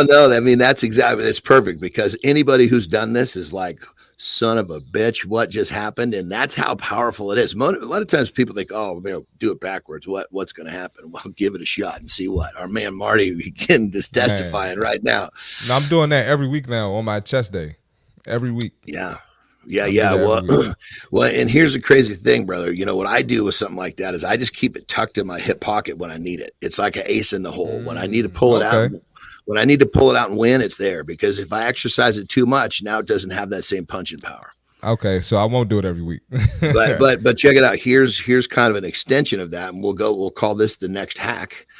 Is that much like doing your routine backwards, you can also, whether you do it backwards or forwards, doesn't matter with this tip. So I guess if you want to do it backwards again, Marty, not a problem, but you got to put this on top of it. It's another layer. You need to drastically, and I mean drastically, I'll give you numbers here in a second, drastically change your rep range. So, and just to give you a little spectrum on that, it's like for me, I'll use reps as low as 5. I don't go lower than 5 reps anymore because I'm, obviously I'm training to be the best me, but also to be safe. Back when I was a competitive strength athlete, I was less reps, but that's not what we're talking about here. So ultimately, your rep range should be somewhere like 5 to 20. Then 20 is a fairly big range. But now for me, I'll take that thing up to 30, sometimes even 50. And you can literally, I mean, if you change your rep range, with that multiplier of potentially 10, it's going to, it's a whole killer. Different. Yeah, 100%. In many cases, you won't even get through. Like one of the things I do with my clients, if they bang themselves up, I say, okay, multiplier of 3. And they know what that means. What that means is, okay, for the rest of this week or until this gets better, whatever reps I prescribe to you, you're going to multiply it by 3. So if I gave you reps of 7, now you're doing reps of 21, and that multiplier of 3 will lower the weight so much that it won't aggravate the injury. They'll be able to train through it. But it's that massive change of rep range is going to pay huge dividends, and it's real easy to do it. And I mean, be bold. Don't say, okay, I was doing 10 laps. I was doing 5 last week. I'm going to do 10. No. Say I was doing 5 legs. I'm going to do 30s. And it doesn't have to be that for the whole workout. It could even just be for the first few exercises. Those muscles are going to be so blown up with blood. When you bring your reps back down, it's going to feel very different. And that's what we're looking for, is to constantly be throwing different shit at the body. Yep. And then to go along with the rep range, we can talk about the weights too. A lot of people, they go in, not only do they do the same reps, they're doing the same weight every time. And so I had a client call yesterday. I'm like, you gotta go heavier than that. That's a really good point, brother. You hit a plateau. Yeah. So. And on that level, so what you got to think about is this: you want every set to be a challenge, right? Yep. Whether it's 5 reps or it's 50 reps. The difference is the weight is going to drastically change between those, because if you're doing 50 reps with something and you do 5, that's not even a down payment on the set. You're not going to get anything out of that. So Absolutely. what you always adjust the weight so it's challenging based upon the rep range you're working. Great stuff, Jon, Marty. I love this segment, man. I took some stuff. I never thought about the reverse workout thing. I was tuning in there, listening to what you guys were talking about, and that's a great hack there. Marty, what was the one thing you took out of that conversation with Jon? Like the one, you took something out of his conversation earlier this week, but was there one thing that he dropped today that you're like, I'm going to try that out as well?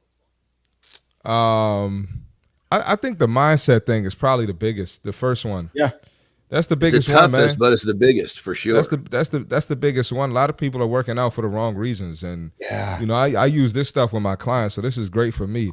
But really tapping into the mindset, because the ones who change the mindset, those are the ones who get the results. So nobody gets the results without changing that mindset first. Go ahead, Keith. It's like Hernandez was in the truck there, Marty, sitting back looking for motivation, right? That's what you're talking about, right? You can just tell Hernandez is working on the mindset. Is that what you're referring to, Marty? Yeah, it's real, and I mean, not to like plug my stuff, but I know I was talking to one of my clients this morning who found me from my podcast, and still to this day tunes in. So what you're putting in, it directly affects your mindset. So that's what I think the biggest one is. Awesome. In the gym with Jon and Marty every single day at 9:16 Eastern time here. Listen, if you're trying to, make stepping up your game, I would invite you to listen back to the segment here. Some great hacks from Jon Andersen, some good nuggets from Marty as well. Drop us a comment. What's your favorite gym hack you learned from Jon here in the last segment here? All right. Stay with us. Coming up next, it's time for Community Corner with the Creator Spotlight. We're going to take a few moments here before we walk out Jon and Marty and say goodbye for the weekend. Let's wrap it up, boys. Jimmy, let's bring Kristina up on stage as well here. Let's go around the table. How was let's go through the week here quickly before we wrap up and wrap up this part of our show.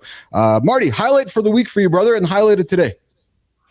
You wanted to really know my highlight for the week? Yeah, I do.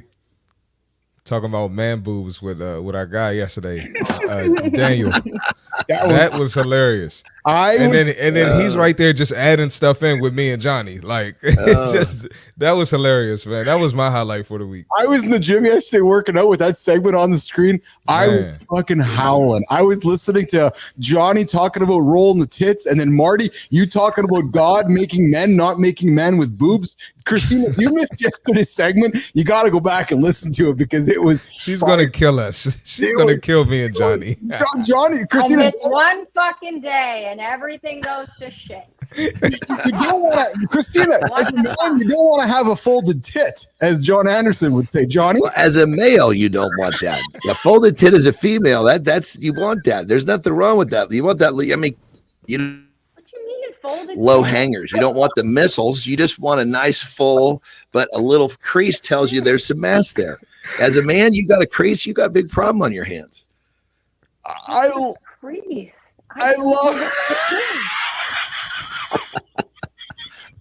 What is happening? Brother, I love you, man. I'm glad you brought up yesterday's segment because it was a highlight as well. And, I could see when I was watching it in repeat yesterday, Daniel Hall's face. And like you said, Johnny, he's just getting into it as well, right? The whole segment. It was awesome. Yeah, Kristina, we were talking about sharding and folding tits yesterday on Mornings in the Lab. Great show. Great show. Yeah. Johnny, highlighted today or highlight of the week for you, brother? Good week for us. You know what? It was actually today, and it was Kristina. I thought the way that she just so naturally shared her experience as a kid, running around grabbing pills.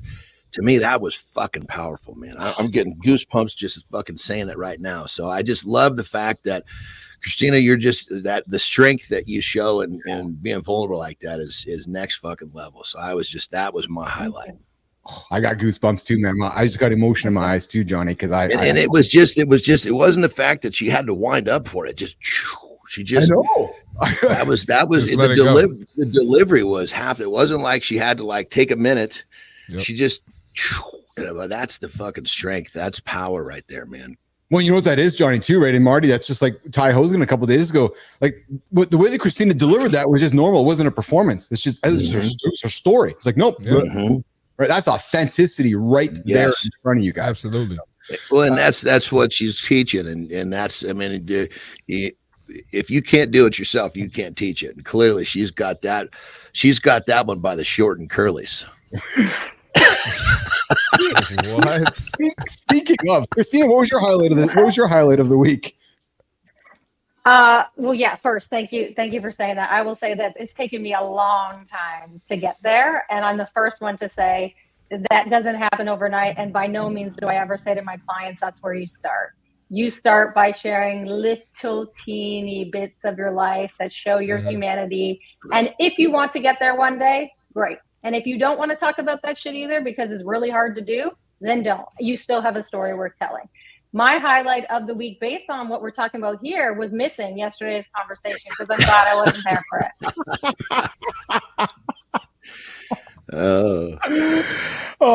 Marty, get out of here. Speaking of short and curlies, Johnny, I was looking for content for this morning, Loop Reloaded, and I was doing it with Flynn yesterday, and a headline showed up, and I'm not going to get into it today. I'll maybe host it for another day. But speaking of short and curlies, Johnny, a massive investigation is happening. I'm telling you, it could be one of the biggest investigations happening right now in North America. Are women with full bushes more trustworthy? An investigation. I'm telling you, it's here. Investigation. What do you mean? Who's investigating this? Hustler magazine? I'm just telling you, man. It's there's a story behind it. I'm gonna read about it, learn about it, and I want to know who's the investor. Is it Hustler magazine? What is it? Who's investigating this? Larry Flint or is it P. Diddy? Yeah. We just might have No. Oh, no. All right, now it's time for our community corner segment. We are going to take our good friends and we're going to walk them. The only one that enjoys it. See, Marty, he's got us by the balls here because we threatened to leave when he plays that, but now we're supposed to leave. So you realize the predicament we're in here. You know, he's really taking advantage. He's got us by the short and curlies right now. So clever, Keith. I love you guys. John, Marty, have an awesome, great show, guys. Have a good one. You guys have a good one. Okay? We'll see you guys later. Save me. All right, now it's time for our community corner segment. Producer Jimmy, we're rolling today, brother. We're having a lot of fun. Good morning, nation. Good morning. This is the last half of our show. We talk community corner creator spotlight. And today's creator spotlight is someone who's making waves in the industry. No, I'm not saying your name yet, even though your name's in front of me. Nope, not going to say it. Nope. Oh, my contact's falling out of my eyes right now. Yeah. Look at that. I feel like I'm an NFL player. I got to get my contact in. All right. So let's dive into their story and how this human being is changing the game for our creator spotlight today. So producer Jimmy, oh man, why is my contacts not working with me right now? So here we're going to do. Okay. Oh no. All right. So listen, this person's the founder of the SPRHA. No, not ABCDE, not XPLadocious. No, the SPRHA. Yeah, building a sportswear brand designed for elite female athletes, focus on providing the freedom to perform because you know athletes, you want to perform, right? She's the author of Becoming a Superhero, true story. Yeah, a book aimed at inspiring women to become leaders by understanding the essence of success beyond formal titles. When Coach Flynn popped this on the plate yesterday, I'm like, yes, this person's a business athlete. Former D1 soccer player. Yep. Another true story. Yeah, played soccer at Georgetown University, leveraging her experience as a high-level athlete in her entrepreneurial journey. Ex-management consultant, formerly worked as a management consultant at Accenture. I'm sorry that you had to work at Accenture. I'm kidding. Before transitioning to entrepreneurship. So today's creator spotlight for Mornings in the Lab is, I'm going to do this right now, and today's spotlight for the lab today is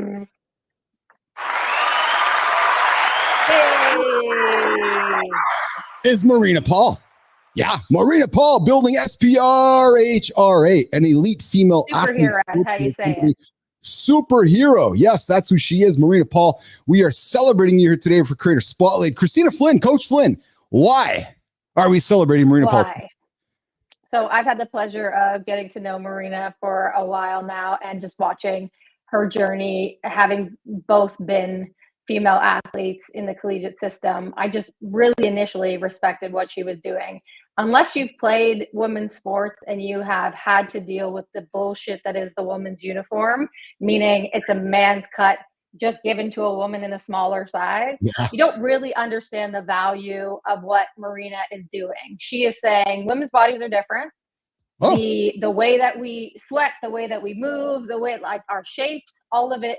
And so because of that, we deserve a uniform that actually works with us and how we operate. And so she took it upon herself to say, I didn't have this shit when I was at Georgetown, and I have the ability to do it myself. Just like what I love about her is that she takes this idea and challenge that she's faced herself and says, I'm going to solve it. She didn't see the mentorship that she wanted, or the mentors that she looked up to or reflected the values that she wanted. And so she wrote a book on it, on how to be a mentor, and then decided she was going to be that mentor for so many other women and young athletes. So I love that approach, taking idea or challenge or problem and turning it into action to be able to solve it. To me, that is such a clear indication of who is a true entrepreneur. And I think just the work that she's doing, how she's doing it, she's showing and building in public, something we talk about a lot. She's showing her journey and what are her learnings in doing so. She's just a really big inspiration to me in what she's doing and a lot of women. And I think that she deserves to have the spotlight on her today. Marina Paul, we are celebrating you here on Mornings in the Lab. You can connect with her. You can follow Marina on LinkedIn to learn more about SPRHRA, Superhero, and her journey from athlete to entrepreneur. And that is the kind of people that we are excited to celebrate here on Mornings in the Lab with Keith and friends. Marina, come hang out with us. I bet you have somebody, Marina, in your orbit, Kristina, that she probably would love to nominate as a creator spotlight. So Marina, you come hang out with us. You say, hey, I want to go shine a light on this person over there. And we'll do the same thing for them that we just did for you. Okay. So Tina, let's move out of the community corner and let's move into the business and branding segment. I'm excited about this. And actually you were the inspiration for this in your personal branding bite that you've been doing and getting to know you about personal branding and telling stories. And we had a conversation. I don't know what got me thinking about this, but I said to myself, I've created this manifesto. It's my principles. It's what I stand for. And I've used this manifesto when people are wanting to know me, get to know me, want to know what I stand for, want to know who I am. Like, hey, here's what it is. Right. So I thought we could take today and perhaps even some time into next week to go through the manifesto, what it is, but more importantly, Kristina, why I created it and why I published it. What do you think about doing that? Sound like a plan? I love it. If you haven't been under a rock, you know that recently Mr. Beast also has a manifesto of what it takes to work for his company, which was released publicly without his consent. It was intended to be a bit of a malicious act, but it actually turned out to be something that highlighted Jimmy in a very interesting way because it showed people the thoughtfulness and the intent with which he applies to his business. And I think that's exactly the purpose of a manifesto. It's not always to have it publicly shown, although I think there's value in that, but it is more so to say, for you to take a minute and say, what do I care about? What are the things that are important to me and how I run and operate my business? What does my team need to know? And then we actually all have that as a guiding principle to which we're building towards. Well, and I thought this would be effective for you and I in many ways, because we've now been working together for 60, 70 days. And I've published this. This is what I believe in and I stand for. Very long time. Yeah. But as we go through it, I want you to have the courage and say, yeah, Keith is living this way or Keith is not doing this. Because as I'm reading this out and you're like, well, fuck, you're saying this, but you're not acting this way, that doesn't add up. Right. So when I look at this, it makes me proud because as a colleague and as a collaborator, I'm pretty confident that as we look through this, you're going to go, yeah. And that makes me feel really good as a leader. Right. And then if not, it gives me some guidance for you to say, well, no, you're not really acting this way. Oh, right. I can get better at that. But at least I've drawn a line in the sand to say, hey, this is what I stand for. These are my values. And you can hold me accountable to those values. So let's start. Let's begin with number one. And just for Business Athlete Nation to know, Kristina, I created this when I was working at ICUC. And I published it in my final years at ICUC. I said to everybody working there, here's who I am. Here's what I stand for. And I've used it to this day when somebody knocks on my door and says, hey, who are you? Or you want to grab a coffee? I'm like, yeah. Or do you want to work together? I'm like, yes. And I created a video, Kristina's 14-minute video. I said, why don't you watch this? If you can buy into these things that I'm going to share with you, then yeah, we can work together. If you don't, then maybe we'll have some troubles. So let's do it. Number one, number one in the business athlete manifesto, Kristina Flynn, put humans and wellness first. Do I live that principle every single day? And as a colleague, do you see that coming from me every single day? Yes. I mean, interesting context to this is when we first started working together, it's easy to say a lot of things, right? And I have worked with people and for their companies where I have heard a lot of shit in the past, where lots of big sales, lots of big promises. And I said to you straight up, this is easy shit to say. I'll be honest, like I'm not going to believe any of this from you until I start seeing it. And you know that. And I have been able to see it. There has been proof in terms of humans. Yes, we are people. I don't believe in your work being your family. That's my own opinion around things. I don't believe that this is a family. That needs to be separate for me. My hope is that I would love to create friendships with the people I work with. My hope is that they care about me and they know about me, but I don't need another family. I've got a great family. Thank you very much. So when we think about putting humans first, yes. And that means it's not always just about human, me to you. It's about human, what does my life look like? And what are the realities I'm working with? And how do we actually build that in to creating something where we're both able to benefit at the end of the day? And I think for sure that you do that. In fact, you razz me in a beautiful way about how I don't necessarily, it's not all about wellness for me right now. And I do have some excuses about how the challenges I have with, making my health and moving my body a non-negotiable. So yeah, you call me out and you keep me accountable too. But in a way, I believe that because I believe, let me back it up. I believe because I believe in these principles and I live them daily, it gives me the ability to have a fun, humorous, jesting conversation with you. I've built trust. There's love behind my words. I know you're trying. I know that, this is not for everybody. Right. And really it's about, we just want people to see, people trying.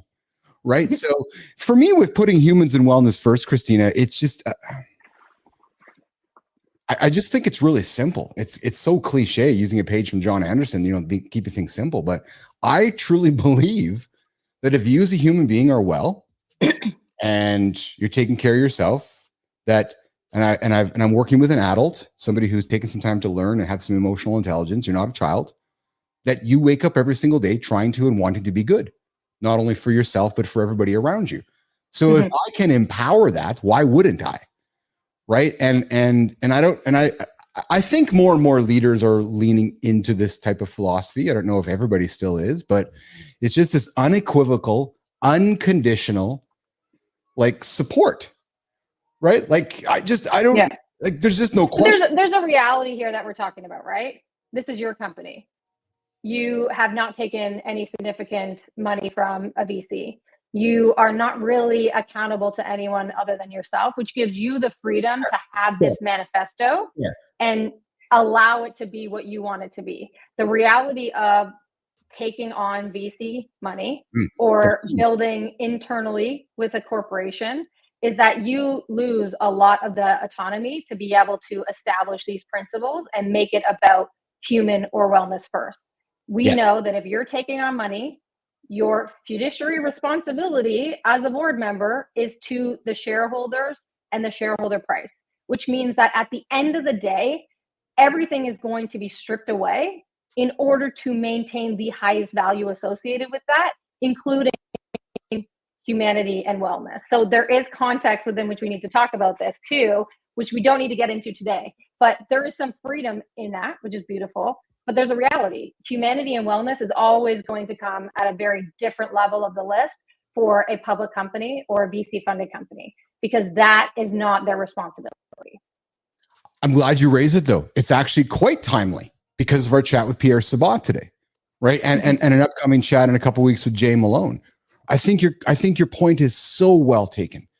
Right. And it comes down to, what do you want to create? Is it a quality of life business? Is it a VC backed business? Is humanity and wellness really important to you? Or is it killing yourself for the fiduciary responsibility, is trying to make all the money? Or can you have it all of the above? I would I would throw on the table, Kristina, that perhaps you can have all of the above. You can have VC backed money while you still can lean into wellness and humanity first.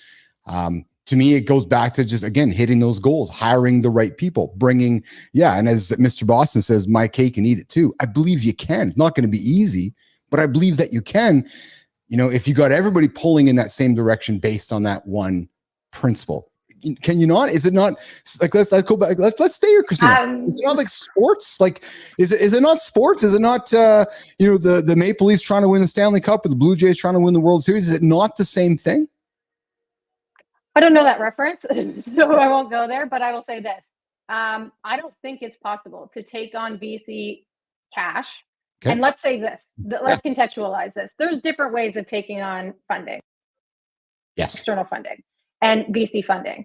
So we're talking about if you are promising to a VC, if you're raising along the structure that has been established, whether from pre-seed all the way to exit, I don't think it's possible because I think at the end of the day, they are always going to cut the things that don't contribute to the bottom line. And right now we know that one of those things are these additional measures. They have to.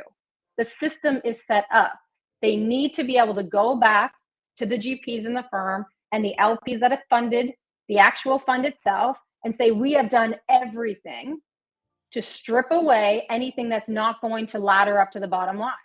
And the system, I'm not blaming the individuals associated with the system. The system doesn't allow for that. So might there be some mechanisms of humanity and wellness? Yes. Google saying, I have a gym here. Google saying, you can get your laundry done. That's not for the humans. That's so you spend more time at work. That's so you give more of yourself to the organization under the guise of humanity. So there's a lot of ways we could argue that, but I don't think that VC funding and the VC system as it stands right now, taking B Corp out of it, is set up for that kind of humanity or wellness. Well, it's hard to argue with there. Again, I'm battling with my contact lens here. It's hard to argue with there because, again, what we did not lean into with Pierre, and maybe we want to invite Pierre back into this conversation around entrepreneurship, is that nobody ever talks about mediocrity with VC. You're either hockey. Doesn't exist. It doesn't exist. And here's the ugly secret in this world nation. You're either hockey stick growth or you go into bankruptcy. That's it. Because I want my money. Whether you want to or not, also, right? Exactly. Like you have given up your autonomy to have a say. Because I want my money. You're not out. the primary shareholder. That's right. So I want my money out either through a credit because of bankruptcy, a tax credit, or I want my money out because I've made money on the investment. So if you think, Mr. Entrepreneur, you're going to go through mediocrity and just kind of do your thing for a long time and be happy with that, probably not going to work. So again, you're starting your company, Mr. Business Dude. Ask yourself the question: are you looking for a quality life company? And I'll tell you right now, Nation. Here, I saw a post yesterday. I think it was Jay Malone. Jay's going to be on the show in a couple weeks. It might have been Jay. That word quality life. Ooh, I don't want to build a quality life company. It's people poo-poo it. I know it's shit on. That, pardon my language, that fucking pisses me off. ICUC was a quality life company. We had 500 people around the world, and I know we're not a big gazillion dollar organization, but it was quality of life because we put humans in humanity, we put humans in wellness first, right? We delivered great returns to our shareholders. Now, to your point, I battled every quarter with the folks that were running the show, right? But so it's not always easy putting humans in wellness first, but if you can get there, I think that's the way to go about it. And again, starting a company, quality life or VC funded. And I'll tell you guys, when Kristina and I sat down together, she said, "Are you doing VC funded?" I said, "Nope," because I don't want to do that. That's not the desire of mine. So, and I would have had no interest. So there's number one, the Business Athlete Manifesto. Number two, and this leans to number one, but it's this idea of prioritizing physical, mental, and emotional self-care. So again, I go back to, you need to take care of your human first. So if we are going to work together, and I'm going to speak from my perspective, if we are going to work together, you're going to know that in my day, I have some non-negotiables that are myself. So I treat a meeting with Keith no different than, and I always use the lawyer analogy. I got a meeting with a lawyer because we as humans attribute this. Okay, well, it's costing me $1,000 an hour. I got to have all my attention over there, right? So when I have a meeting with myself, that is as important as a lawyer. It's just non-negotiable for me. I know it's not for everyone, but that's what it is for me. Wellness, mental, emotional, and physical is always first in my business with anybody I work for. So again, when you're meeting me for the first time as a human, I'm saying this is really important to me. If it doesn't work for you, that's fine, but that's what's important to me. Kristina Flynn. Yeah, I mean, for me, it's a matter of that is like that definition of the whole entrepreneur, the whole person. It's not just the physical, it's the mental, the emotional. There's so much more to it.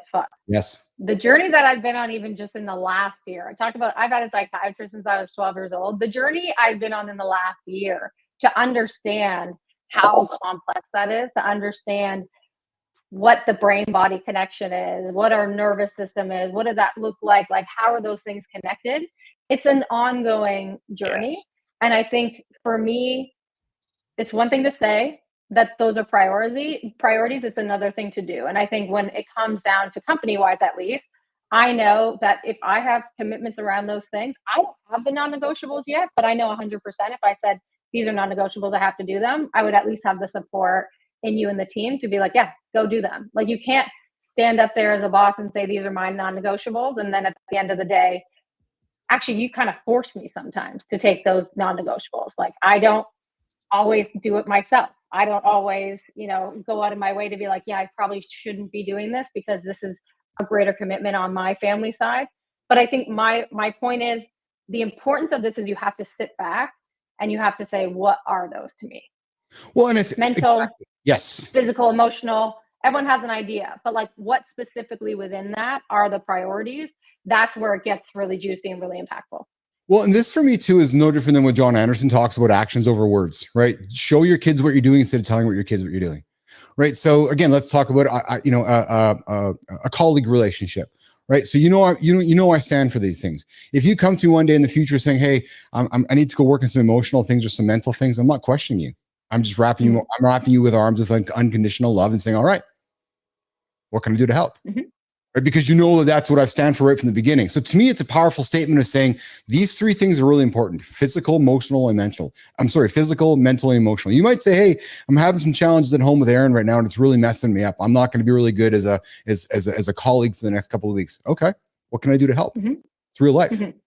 Right? Because I know that I need to be good at home to be good for you, right? Yeah. So. But to me, it's just the power, Kristina, just like you did with us in the personal brand. But it's this. I think when I make these statements, I'm being a leader is being very vulnerable with their team, saying, "No, this is important to me. I'm writing it down because I want you to know it's important to me." So I might, from time to time, hopefully hold you accountable to these things as well, mm-hmm. Right? So I think it's a good leader to have in your pocket. I think it's great. Listen, my dad had a manifesto that he passed along to me only within probably like the last 5 years. As you know, one of my greatest mentors is my dad in business. Yes. And I looked at it, and one of the coolest things ever was it's got this like pamphlet. It's old school, right? Like he's got this pamphlet manifesto, and he's got a bunch of them printed out.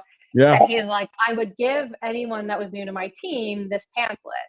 And one of the things that stood out among a number of things that, my dad is a values-driven, integrity-driven guy. So there wasn't a lot of things on there that surprised me.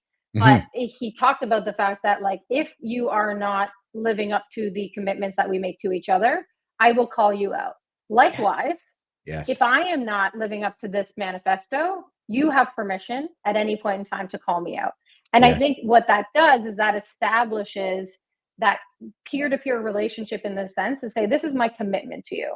It's one thing to say, it's another thing to write it down. It's another thing to put it out there publicly or give it to people and say, hold me accountable to this. And then he said, like, when people would call him out, he couldn't be upset at that because he's given them permission to do so. And if he's going to do that with them, then he needs to be able to expect it back. So I think it's a really important exercise. I've never actually done it myself, but it's kind of one of my greatest gifts from my dad that I'm always holding on to just be like, okay, this is something I need to be thinking about. I'm very values driven. I haven't gone to the point of manifesto yet and writing it down. Yeah. And I think these things can shift and change over time, but it's critical. It's important. Oh man. I was going to continue to the next one, but I'm going to wrap this one up here with your dad, because I like that. I like that. And if there's one regret I would have, Kristina, that I could maybe offer to you, because I got 10 years on you. I created my manifesto too late in life. And I wonder if you asked your dad, he'd say the same thing. Right. Because maybe I didn't have the ability or the maturity. I'm the first person to tell people that I had to spend a lot of time with therapists and psychologists to figure out values and figure out my shit. Right. So maybe I had to wait until my late 40s to write the manifesto. But, when I reflect upon it, man, it just keeps me consistent. Right. And, it's all about the discipline, the consistency, and just showing up every single day. And if I find myself maybe kind of lost, I just pick it up and just give me some good reminders. Right. So, listen, let's wrap it up. What a great segment. We'll continue the Business Athlete Manifesto on Monday. We'll get into the next one. We only went through 2 today. I got 10 of them on the list. So we'll go through the rest of them throughout the week.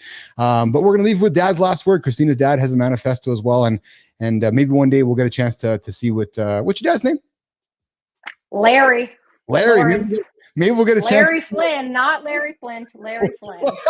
what Larry's manifesto has to say as well. But Nation, I got to tell you guys, I want to thank you all for sticking with us today for our 2-hour show, sticking with us all week. I appreciate all the compliments, the comments, the likes, all the shares you guys give us throughout the week and so forth. I invite you, if you're tuning in late right now, hit the like button, subscribe to the show, share the show with people.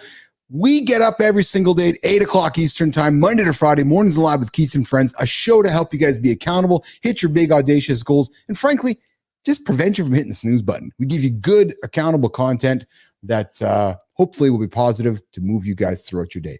Flinner, I think we should get out of here. We got a busy day ahead of us. Yeah. I know you do, I do.